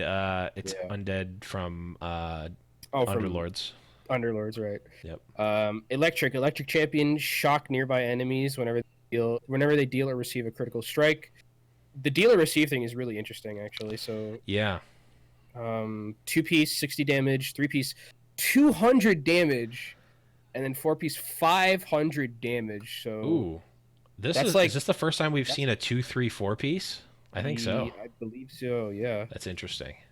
yeah. That hopefully that means that there aren't that many I know Volley Bear is an electric, and I know yeah, Zed is an Zed electric. is also an electric. I don't know what the other ones You are. could maybe get like I think you can get Luxus. You can be anything. So Oh, right. Inferno spell damage burns the ground beneath the target, dealing a percentage of the spell's pre-mitigation damage as max damage over 5 seconds. Three piece 80% damage, six piece 175% damage, and a nine piece 275% damage. Seems pretty good. Yeah, it spells pre-mitigation damage, which means that I wonder if that's like means that like you Before aren't gonna, magic resist? yeah, before magic resist, which is a lot. Yeah. So Oh, okay, that makes sense. So that like because it does magic damage over the 5 seconds, yeah, so it will. It's not going to get it's not going to get double hit yeah, by magic resistances. I think yeah. it's basically what it's saying. Glacial, one you're all familiar with. Yep. Basic attacks from glacials have a chance to stun their target for 1.5 Yeah, seconds. it's the same. It's the exact same as it was in Yep. old TFT. So, well, I shouldn't say old TFT. In the previous set. In the current set. Yeah, the current set. And then we have light rounding it out for the top row, where we have when a light champion dies, all of the light champions 25% attack speed and are healed for 25% of their maximum health. So three piece, you get the 10% attack speed, six piece, 25% attack speed, and nine piece, 50% attack speed. And I bet that stacks. I would assume. Yeah, I think so. So like that's when the first you're one getting dies, you're nine getting 10. light. That's a lot of attack speed you're going to be having. Yeah, I'm imagining that 9 piece light is going to be just as hard to get as 9 Yordles or 9 Blade Masters, etc. Sorcerers.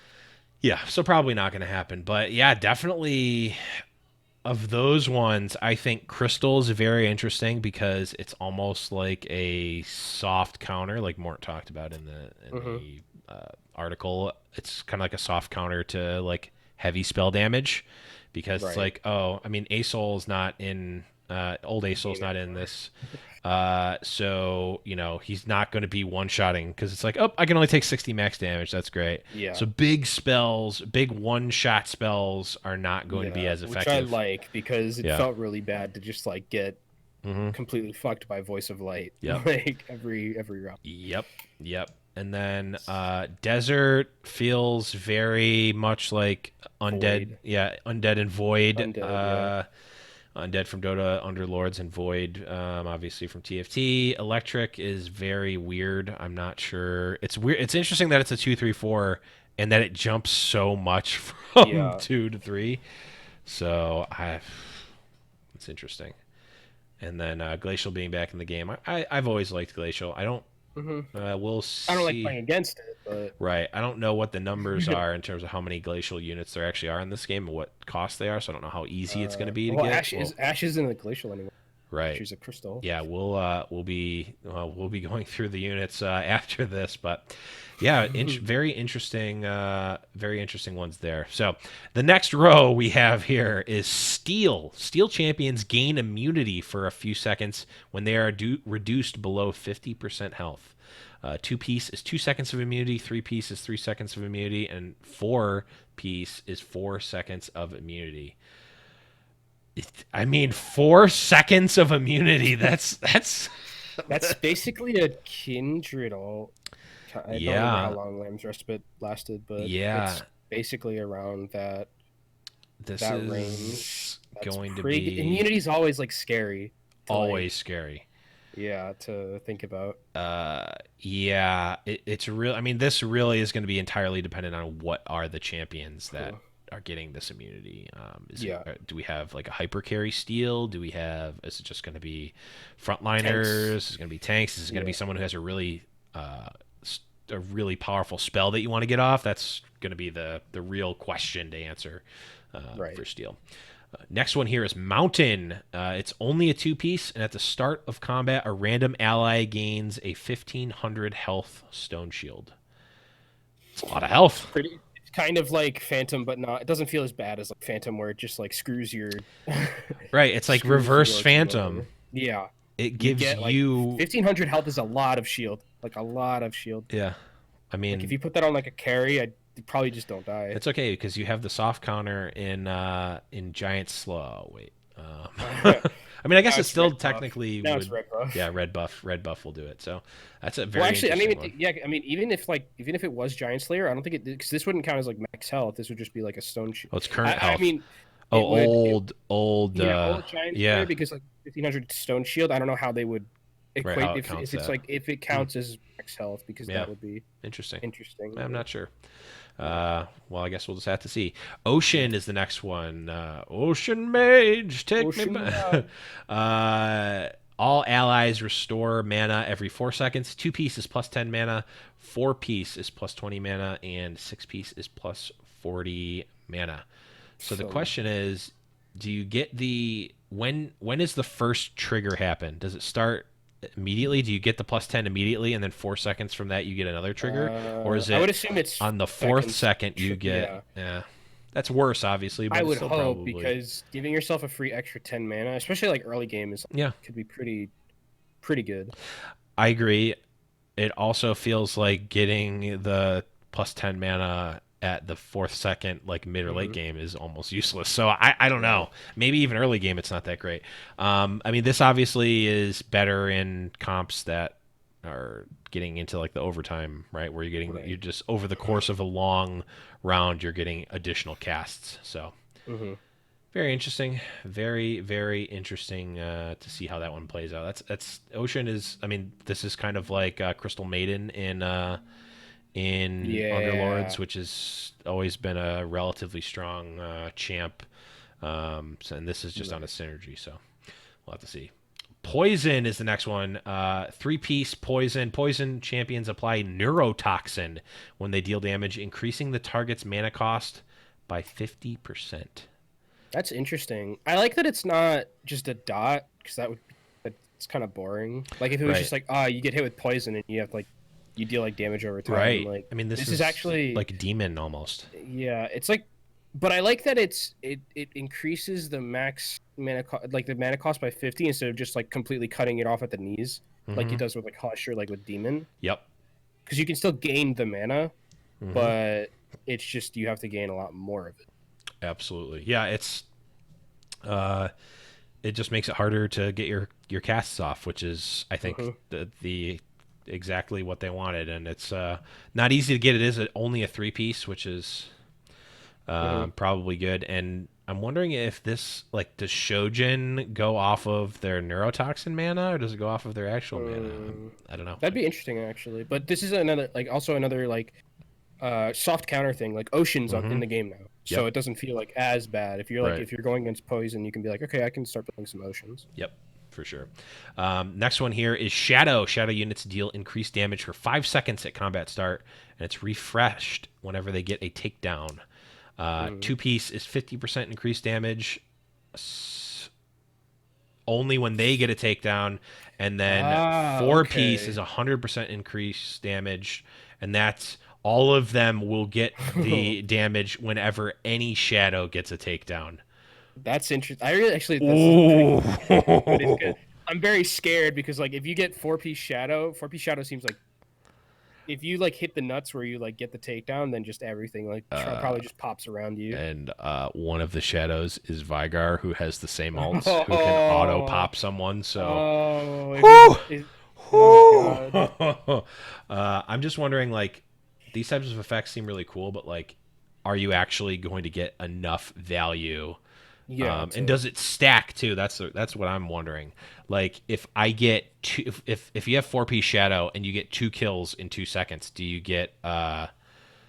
um get 200% increased damage? it says for 5 seconds and then so I would assume you like you do the 5 seconds, freshes, you lose your stacks. I would assume because I think it's Oh the way yeah, to do yeah, it. that's probably right. That I is. can't see what the professor said because the gifting community chest thing is Oh, it above. So. says professor says he can confirm that mountain HP stacks. What? Oh, okay. So Giant Wait. Slayer would be really good against it. Oh, no, the mountain board. I'm assuming where you get Oh, 30. oh, So it stays forever. hexes. That mountain hex So that if I've you been just talking about. you just keep someone in the hex, they continuously gain 30 max health Hmm. every round. That's a lot. Yeah, yeah. Uh, Okay. yes, the board. So if you Whew.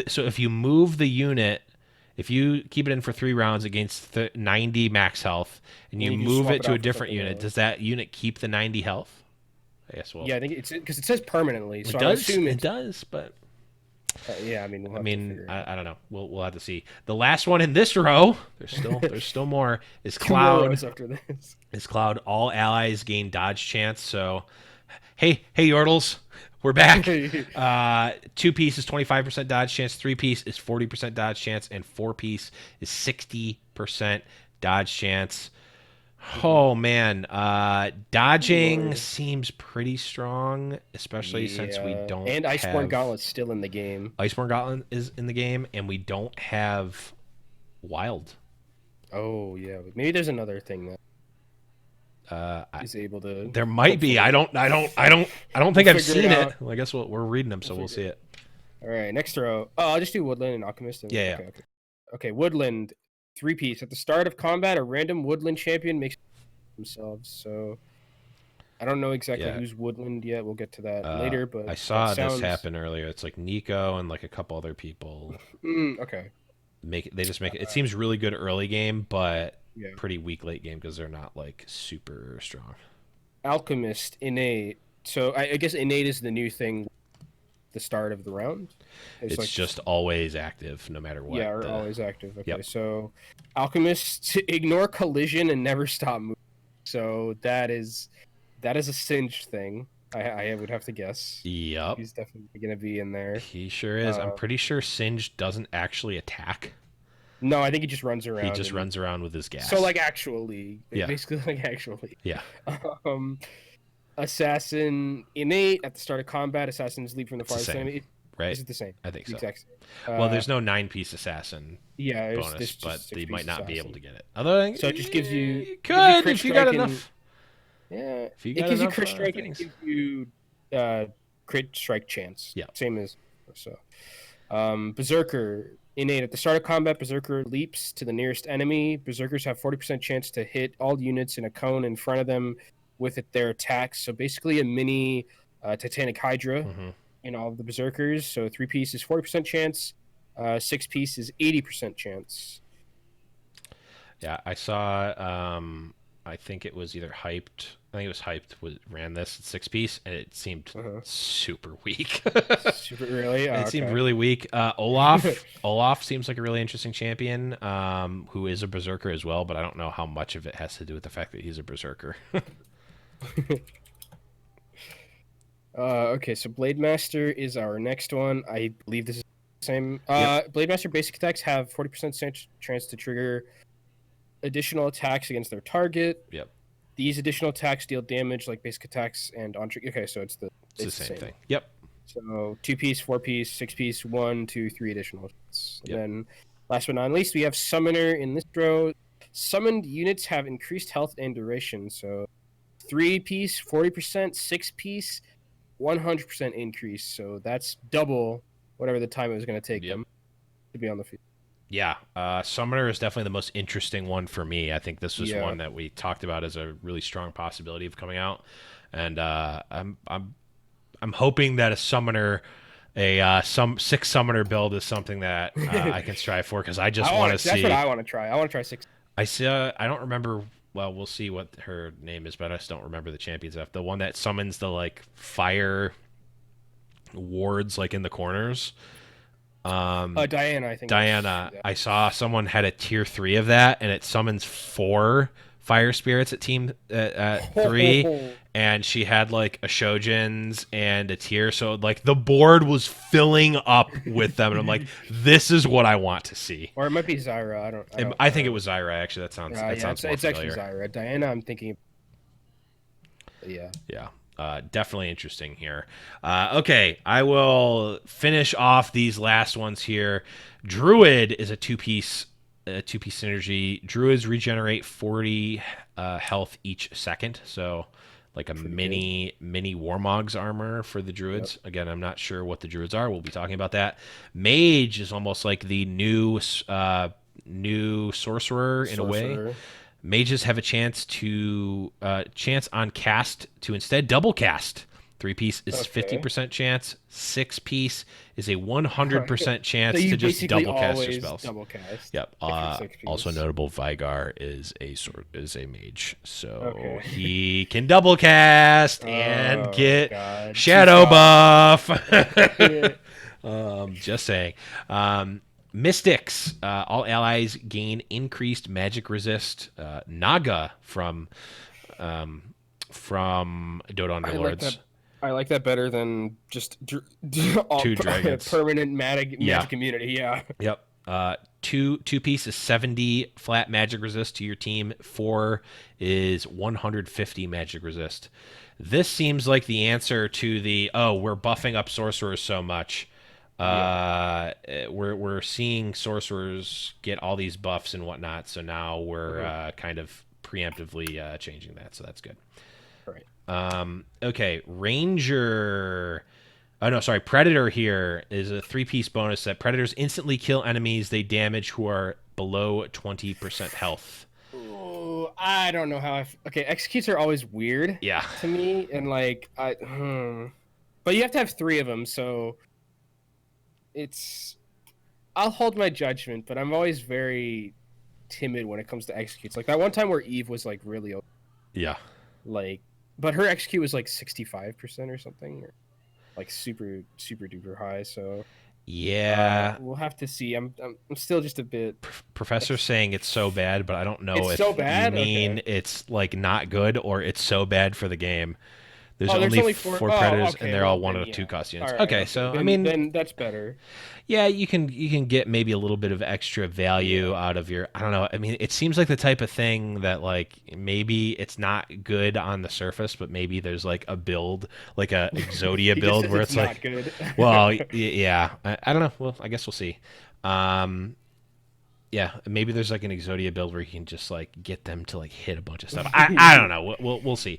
Ranger here, we're very familiar with Rangers. It is the same. I believe it's the same exact buff from current. So we'll go past that. Warden is the new sort of guardian. I guess.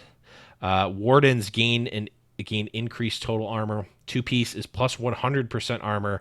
4-piece is plus 250% armor, and 6-piece is plus 400% armor. Rip auto attacks. You like get a thorn mail on someone, and then Oy. And the last one here is Avatar, and I believe there's only one Avatar in the game right now. And Avatar's origin element is counted twice for trait bonuses, which we'll be talking about right now as we get into. Oh man! If you thought there wasn't more. There sure is, and we will try to go through some of these a little bit quicker. As man, we are quickly approaching. We are almost 2 hours. Yeah, we are. Yeah, definitely almost 2 hours. Do Okay, you want to go by cost or by? Yeah, we can go by cost. I'm just gonna Just go by figure by cost just cost. because it's easier. So Yeah. Okay. Let's go quick. I'm gonna run through these one cost units here. We've got Ivern. Oh god, there's not an easy way to do this. Okay, Ivern. He's a forest. He's a one cost forest druid. I guess we'll go every other just for the Yeah. ease. If you want to get the next one ready. Yeah. His ability is Trigger Seed. Ivern shields the ally with the lowest health for 5 seconds, and he gives a 200, 400, 600 shield based on what level he is. Forest, you can make a copy of him, and then Druid. So I mean, he's a tanky guy. Druid is like that mini Warmog's armor. Forest, you can make a copy of him. Seems a little bit on the sort of weaker side, but he's like a support tank almost. Mm-hmm. Then we have Kog'Maw as well, who just gonna go past Maokai, who a 1 star. He is a forest druid. Wait, I believe is are you passing Mao? Are you doing Kog'Maw or Maokai? no. I'm just saying Kog'Maw and then passing him up, Oh, okay. going to Maokai. Because also there's like a few of them that are like really interesting that I would like to talk about. Okay. We could be here forever. Okay. Yeah. I mean, Maokai's really not that interesting. Maokai, like his thing is like once he gets after he takes damage, because it's like basically how it is in League. He just heals himself for this next basic attack. Mm-hmm. So that's just him. Kog'Maw's thing is just he just has a cannon thing that just like shoots into the back line. Nasus, his ultimate is he's a light warden. He's a 1 cost unit. His ultimate is he gets swole.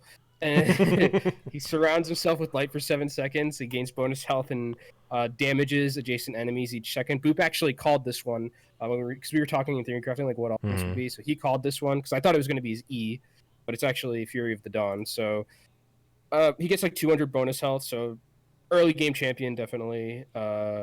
You want to start rattling off some of the other ones? Yeah. We got Ornn here, who's an electric warden. He's got lightning breath. Ornn unleashes lightning bolts in a cone in front of him, dealing damage, and increasing their chance to be critical struck by 20% for 4 seconds. That is a weird ability. That's like because in actual League, when he hits someone with flame breath, they become some brittle, which I'm glad they didn't do in this because this would have been really annoying. But brittle has a chance. The stuns last longer if you're hit by a stun when you're brittled. Oof. So pretty happy that they didn't do that. Yeah, that would just be rough. Yeah. But yeah, and he's electric and warden. We've got Renekton. He swings his blades, dealing damage to nearby enemies and restoring health. So feels a lot like a Darius, dealing 150, 275, 400. Yeah, it's exactly Darius. It's exactly Darius. We got a new Darius, but he's a desert berserker. Well, the thing also that I'm interested, I don't know if this is true, but like Renekton, the thing about Renekton, Call of the Meek goes instantly, is an instant cast, whereas like Darius has to like charge his up. He just has so to, like, Call of the Meek is like instantly out and then swing. Yeah. Call of the Meek is literally like I hit Q, I cast my thing. So. Nice, awesome. For the rest of these, I'm just gonna read through these and their origins, and then if one of them is interesting, Kenobi, just stop me here. Yeah. Okay, so we've got Talia. Yeah. Okay, she's a mountain mage. Vayne is back, but she is no longer a noble. Rip nobles. She is a light ranger. Still 1 cost though. We've got Vladimir, one of my favorite champs from back in the day, is an ocean mage. Ocean mage. I know he uses his Q, so he actually essentially has a drain health that deals damage and he gains health back.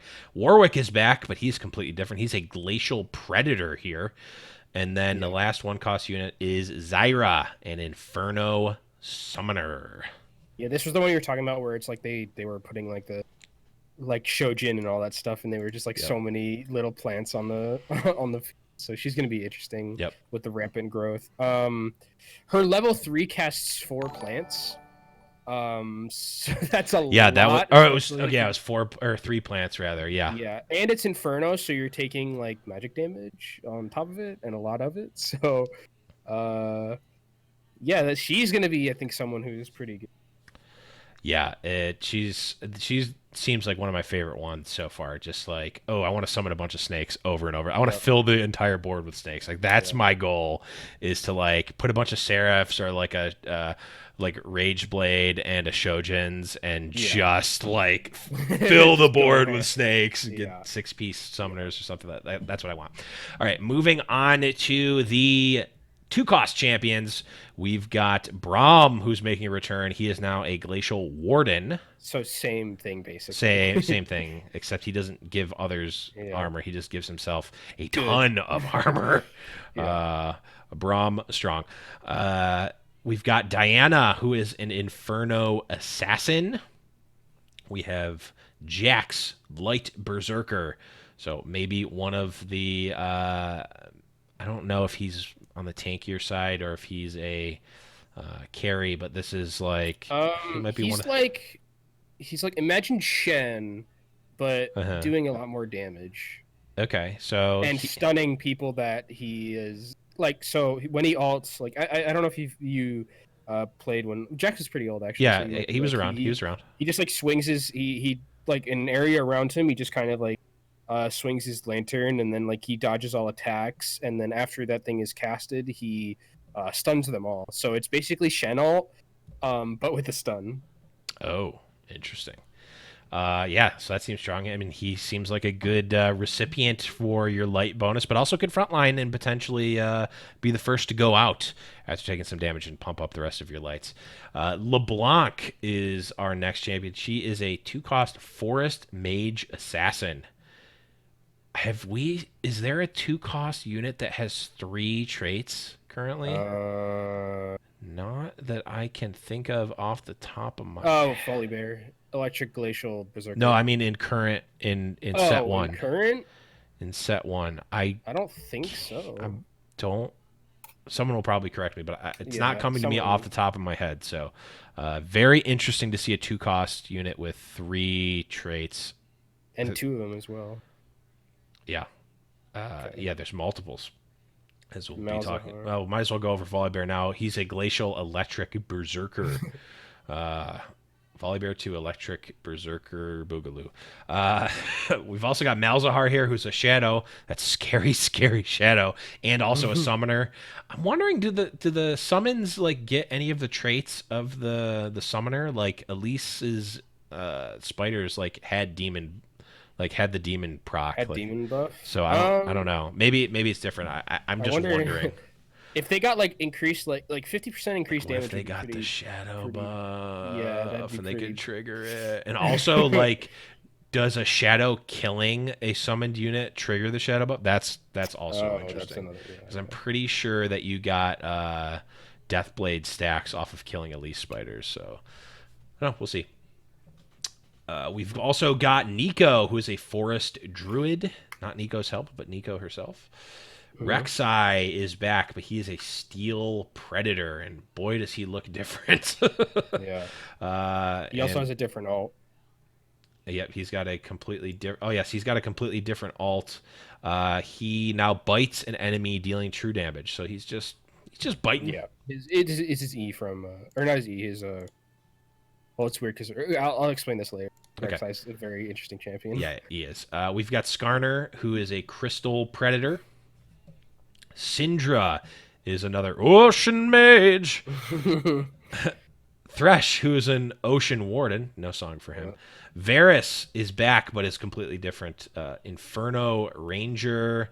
He now has an alt It's the same that. alt. Oh, it's the same alt. Okay, Yeah. it just probably looks a little bit different. It's a little, Yeah, it's just little fiery.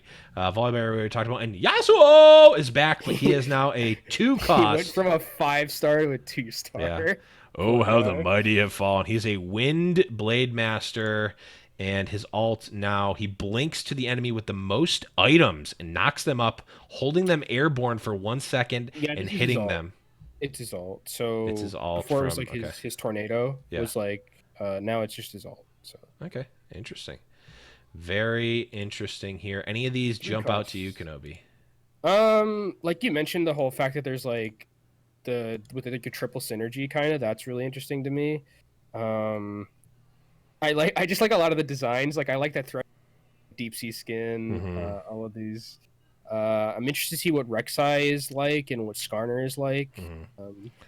Yasuo being a 2-star is pretty insane, Yeah. and going from like one of being like a really good 5-star unit to like being a 2-star. So that's Yeah, what I'm gonna I'm get you interested baited. I'm in. gonna be like, "Ooh, there's a Yasuo pick." Oh Yeah, wait, I and don't then you're need like, oh shit. him. You want to read through these Um, 3 yeah, I'll read costs? the stars real. Start going a little quicker now. Let's see. Okay, we have Aatrox, who is the same alt-wise, except he is a light blade master, so basically the same, but light now with the same alt. Mm-hmm. We have Azir, who is a desert summoner, who summons a soldier to attack for him. Dr. Mundo, poison berserker. Very happy about Mundo being in the game. By the way, Yeah, he's one of my I wish it was favorites. Doctor Mundo has some of the like the best skins, and I wish it was like Doctor Mundo. So he like creates a toxic cloud around him and deals damage to nearby enemies and heals for a portion of the damage every second. He seemed 8 really seconds. strong when I saw him getting played. Yeah, it's like a little bit like League, where like you Warmogs on him and Yep. he just like starts screwing with everyone.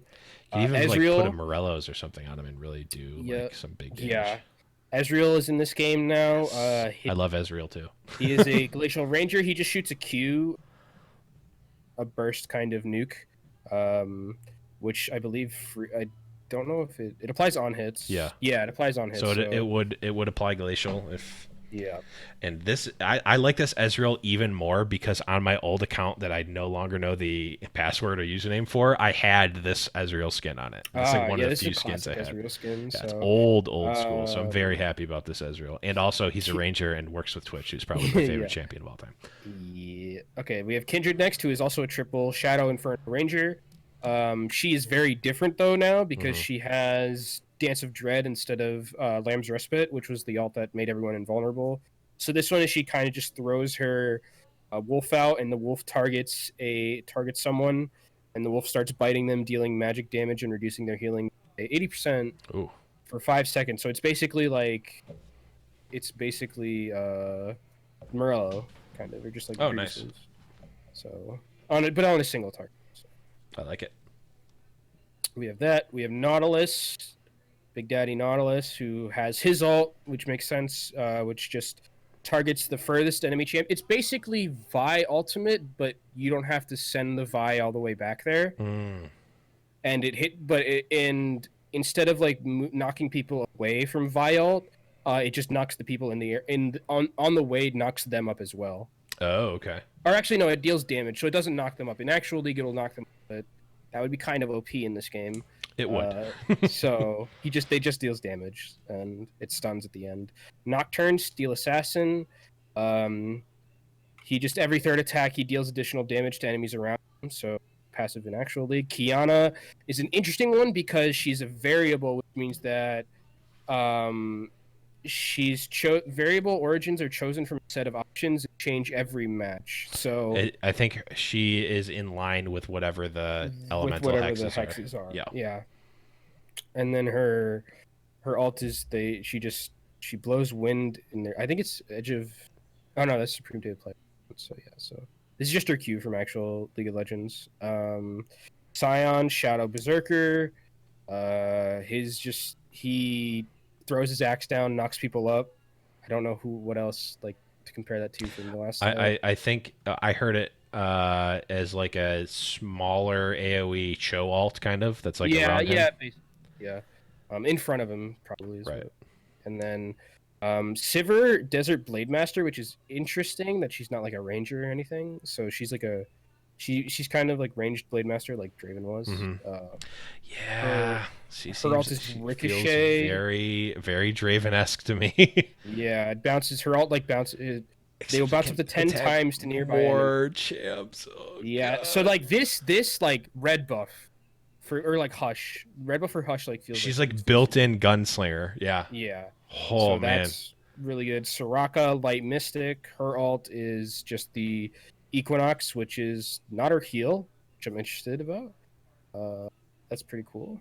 And then Vigar. Vigar is exactly, except he is a Shadow Mage, but Primordial Burst is still his alt. Yep, and he can now double cast it sometimes. And it's shadow, so it's very Yep, scary. it triggers shadow. It can get double casted. Vigar seems very scary. I'm just interested, like, how does the double casting work with it? Like, if he Yeah, is, if he just shoots two at the same time. yeah, if he shoots two at the same target, that seems way worse. But if it shoots one, like, if there's two targets, if the first one he auto kills, does the second alt go somewhere else? Or Yeah, like that's what I would think would be happening. and they could do it either way. Like, do they want to make like do they want to optimize it? Is it like always good? Is it sometimes good? Is it always bad? Is it Right. optimized? Like, I want to know. But I don't know the answer to that. So we'll continue on here with Go the for it. four costs. First up is Annie, who is an Inferno summoner, and as you might guess, she summons Tibbers. Tibbers. Tibbers. Okay, I can't do an Annie Tibbers. voice, and I'll never do that again. We've got Ash, who is upgraded to a four cost unit, is now a Crystal Ranger, and is her alt the Her same no, or? her no, she has Ranger's focus, so it's she gains 50% attack speed, and then her basic attacks do like a flurry of arrows instead of just the regular one, Oh, so okay. it So does more damage basically. nice. I like it. We've got Brand, who is an Inferno Mage, I believe, with the same alt. Yeah, he has Pyroclasm. Yep. So that's really good because if he has Inferno bonus, those every one of those bounces is leaving the burn underneath, And and Brand got buffed. he got buffed, and he can double cast. So Yep. the brand Woo! loyalists are getting paid off. The brand enthusiasts are all there. The brand ambassadors, everybody Ooh, that's getting in actually there. really good, Lev. That's Brand not me. Ambassador, that's a good word That's for a it. Death Blow original, by the way. So I Yeah. can't take credit for Shout that. out to Deathblow. Shout out to the old DB. Janna here is a Wind Mystic four cost Mhm. unit. Kha'Zix is back, but he is different. He is a Desert Assassin, and he is now his alt. He's going stealth and attacks the enemy with the lowest health after a short delay. This attack is a critical hit and also And restores mana mana. restore. Yikes, that's Oh. seems And strong. his mana's relatively low. Yeah, it So you're seems getting strong. like if you're level 2 Kha'Zix, you're getting 10 mana back. And how much max mana does he have? 40. So you're getting a fourth of your mana back if you do Oh something. man, and like if you put Oh lord. two tier, oh man, whew, you can get some busted stuff with that. Yeah. That seems fun. Malphite is the next four cost champion here. Mountain Warden. Man, that is tank incarnate. He's giving the mountain shield and also just giving himself shield. That's a chonky boy. That's a chonkster. An Yeah. absolute unit to say the least. Olaf is a glacial berserker, and he's an interesting one because he seems like he's gonna be like he has the possibility to be like the premier Berserker. like berserker, the premier like uh melee carry, if that's even possible Mhm. in this. He does have the ability to potentially chunk through that front line with berserker, but his alt is Ragnarok. He gains attack speed, lifesteal based on missing health, and immunity to crowd Yeah. control for the rest of combat. So Yeah, that's pretty good. yeah, he's I wonder if that's I wonder so that means once he hits Ragnarok he keeps it for the rest of the it combat. just stays on, I think. Which is really kind of insane because he has 100 mana, which Yep. is not that much. Right. Yeah, it really isn't, and he almost is like a shapeshifter, kind of like he transforms essentially. Once he gets Ragnarok, he's Once he gets just like, Ragnarok, he basically transforms. Just doesn't. I don't think he changes appearance. Maybe he does.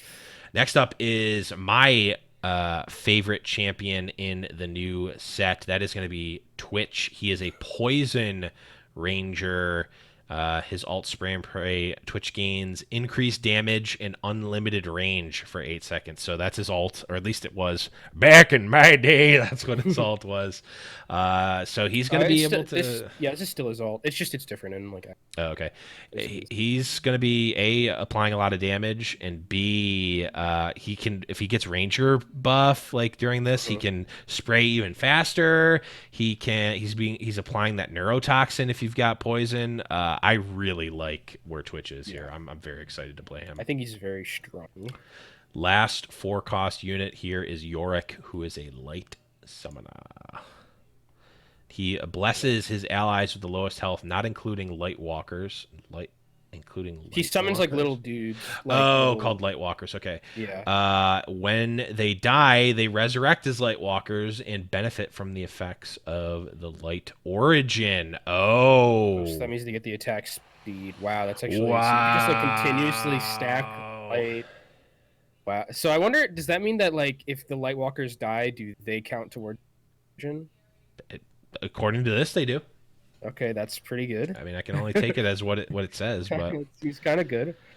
all right, Kenobi. All Home right, I'll stretch take here us of the home. 5 costs. I'm just gonna do the 7 cost too, because Oh, you blew it. Oh, we already talked about it. Never mind. I was gonna leave it as a surprise, but we already talked about it. okay. Well, we could surprise. Okay. You want to do like a drum roll? No, it's too late now, man. It's too late. Okay. No. All right, we have Master Yi as our first 5 cost. He's going to be a Shadow Blade Master. His ult is Meditate. Master Yi becomes channels. I I think that's wrong. I think it's Master Yi channels for Yeah, 5 seconds, maybe. becoming untargetable and recovering health. I wonder if that means that if he's untargetable, that means like people are gonna just like walk away from him, Mm-hmm. which would be interesting. He like loses all of his De-aggros. aggro. Yeah, de-aggros, and That's then interesting. after that, attack deals additional magic damage for 6 seconds. So, the heal amount is 25%, 50%, and 75%. Going into the next 5-star champion, we have Well, Nami. one thing for Mastery here. That's interesting because like he Shadow and Blade Master make me think, oh yeah, this is a carry, right? And Yeah. it's like, okay, yeah, his alt heals him, but like when you hit that mana, like you're not attacking anymore. He channels, so Yeah. you're not attacking. So it seems like his alt is almost like counterintuitive to Hmm. what he's doing. It's very interesting to me. Yeah. Um, I guess we'll see how good it is, but Yeah, he does seem like a carry though. he does Like seem like a carry, actually but his alt almost seems like counterproductive to that. counterintuitive to the carry. Yeah, we'll see. Yeah. Next, we have Nami, who is a Ocean Mystic. Tidal Wave is their ultimate, sends a massive wave toward a random enemy, damaging and knocking up enemies. It passes through and granting allies. It passes through bonus magic damage on hit. Ooh, This basically, this is like Cho'Gath ult kind of, where because it's knocking everyone up in a line, but it's like not instant. So there's like a I've wave that seen it. happens. It looks almost like it moves kind of like Pantheon's alt, where it's like across. Yeah, It, okay, like yeah, it's cross. like a huge wave and goes across the Yep. map. It's pretty sweet. That's Nami. We have Singed, the only person who has Alchemist, so Poison Alchemist. They ignore collisions and never stop moving, so they run around the map, leaving their poison trail. Singed leaves a poison cloud behind him, damaging enemies in an area over 4 seconds. So the damage is 400, so it's about 100 damage a second at level 1. Mm-hmm. And we're going to 200 damage a second at level 2 with 800. So he's going to be an interesting character, niche character, kind of like Blitzcrank was. Mm-hmm. Yeah, I've seen him in play. He seems cool. Like he just He runs seems around and fun like as hell he just to runs watch. through and just like psst, just like gassing everyone. It's pretty funny. You get the poison buff on him. He's basically applying neurotoxin to the entire team, Right. or at least the entire backline, which seems really strong. He's just like a really weird champion, which I'm super glad that they put this Yeah. sort of like unique champion. Niche champions. Yeah, niche and unique champions in this set. Like it a lot. Yeah. Next, we have Tarek, as he was a Crystal Warden whose ult is Cosmic Radiance, and after a delay, Tarek and all nearby allies become invulnerable for a few seconds. So it's basically a Kindred ult, but not instantly cast. But it's like still in a circle around the person who's casting it. So it's also mobile. So like wherever he moves, I assume if it's like League, it's when you ult on Tarek in League, you still move around and you're still invulnerable, and everyone else is as well, even if you move out of the circle. So that's how it's a little bit different from Kindred ulti. Interesting. Then we have, last but not least, well, there's still one more, but last 5 cost. Zed is back in the game, but he is different. He is an electric assassin, and his ultimate is Living Shadow. Zed creates a clone identical to him behind his current target. This clone can conjure up a flash. I don't know what that means. Yeah, he's also a summoner too. And inherits. Oh, he's also a summoner. I didn't see that. Okay, so he's Yep. a triple. The page fooled me. This clone can also conjure up a flash. No idea what Again, that is. I don't know what that means. And inherits the items, attributes, and current life of Zed. I don't know what that conjure up a flash thing means, but it's basically you get 2 Zeds then, and the once Living Shadow is proc. So Yeah, with the same that health and with seems the same strong. everything. So. That seems Especially if real it's strong. Summoner, where he's going to be out for quite a while. Well, and does he get the same abilities as Zed? Like, can the he gets shadow? all the items, all the attributes. So the shadow can summon a shadow. Who can summon a shadow? Who can also I don't summon a know. shadow? I don't know Who if he can could do summon that. another shadow? I don't know. If This he could might do be my new that. favorite unit if that's the case. I want to fill the entire board up with Zeds. You That's just what I like want. get all of the Zeds. I want to put an RFC on him so that they don't block each other. So it's just Yeah. like constantly like just like a million Zeds. That's what I want. That's what I want. And now The actual last champion. the actual last but not least, Lux is in the game. Elementalist Lux skin.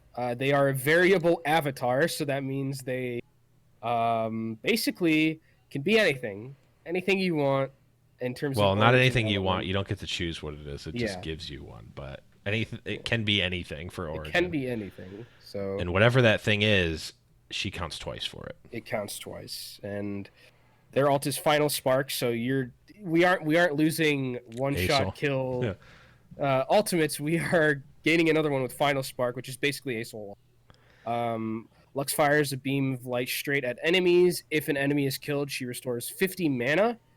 I don't know. It doesn't say here what her actual mana is at the current moment, but 50 mana is a lot of mana, and she's going to be killing people with this. So, Lux is probably the strongest unit. She should because she costs 7. Yeah, which also like brings up a whole other thing. Are we ever gonna get like 10 cost? Maybe, like, I mean. Boop was talking about like he was wondering if like since the board is bigger now, are we ever gonna have like a unit that is on 2 hexes, and then we could, and then it would be like I would assume that would be like a 10 cost unit, right? So it's opening up a world of possibilities. Yeah, Lux. I mean, you can make her a mage too and double cast and get so much mana. Oh my god! Yeah, I saw a little bit of her gameplay and she just seems absolutely insane. So yeah, man, I think Kenobi. I think we did it, man. We finally did it. I think we got through it. I think we got through all of set 2, 9.21. Everything's over. Mort. We got through all that stuff. Holy crap. Yeah. That's an episode, folks, if I've ever heard one. These opinion pieces, I don't think we need to do. No. Those were in there just in case if we had time. I'm not going to miss any of the units from the old stuff. Yeah. I'm missing exactly I'm missing Gangplank is the only one that I'm going to miss. Oh, yeah. Okay. Rest in peace for the beardliest beard. I kind of missed Lysandra. Although we do have Olaf, who's holding up the beard. Is just he's got the beard game going. He's got the beard game going. And Twitch is like covered in fur, so that kind of counts, right? We'll see, I guess. But that is going to be it for the show, everyone. Thank you for watching. Before we go here, we've got... Before I do the final wrap up here, we've got the $10 patron message from Angry Frog here. This one is one that he asked me to read here for his message from Patreon, and is really hits close to home for a lot of us here. So this one is read verbatim, so I didn't add anything to this, although you might think I did at the beginning. So Angry Frog says, I encourage everyone to consider joining as a patron. Great benefits and supports Blevin Boop in continuing to bring us great content. And on a more serious note, from Angry Frog and his family, a close and very important cause is suicide prevention. As gamers, we are part of a great family and community. I would ask that if anyone is hurting or in a bad place, please talk to a family member, friend, or just a fellow gamer. You can always talk in the community here as well. If anything is going bad, just reach out. No one in the community has to be alone. We're all here for each other. So really great message from Angry Frog. Thank you again so much, Angry Frog, for your support. And thank you, everyone who is a patron there. Really does help. But, guys, that's going to be it for the show. Thank you, everyone, for watching. Kenobi, You made it Yes. through the We did biggest it. Little Legends podcast ever. We've You're the been here for, rookie like, who how came. long We've been recording. We're coming up on 3 hours here for total recording time. Holy crap. Okay. Kenobi, the rookie, came in and carried this 2-hour long episode, man. Thank you so much for coming on. Where can people find you on the internet? Having me. Best place probably is just at my Twitter, at KenobiCast. Basically everything that every like here, every Twitch thing that I have is at KenobiCast. So capital K, capital C. I appreciate any follows or any support you can give. Please give Boop and Blevins all the support. Blevins, thank you for having me. Please do all the good things, like, subscribe, leave some reviews for Little Legends podcast because it's one of the best TFT podcasts out there. So yeah. No, I was happy to have you, man. You came in a pinch and really did help, and it was great. We had a great episode here. So thank you, everyone, for watching and listening. You can, of course, find everything about the show, Little Legends Podcast, discord.me/Little Legends Podcast, patreon.com/Little Legends Podcast. You can follow us on Twitter. It's at Lil, L-I-L, Legends Pod. You can watch the show live on Twitch, twitch.tv/The Blevins. I'm probably going to make a Little Legends Podcast Twitch at some point, but I haven't yet. Once we get to that point, it'll be there. But I think that's it, guys. Thank you for everyone who made it through the long haul. Thank you so much. And oh boy, I promise we're not going to have a 3-hour episode next week, or at least I don't know what could possibly happen to have that. But for everyone who stuck it through the long haul and listened out to this point, my support and love is for you always, and we will see you guys next week here on the Little Legends Podcast.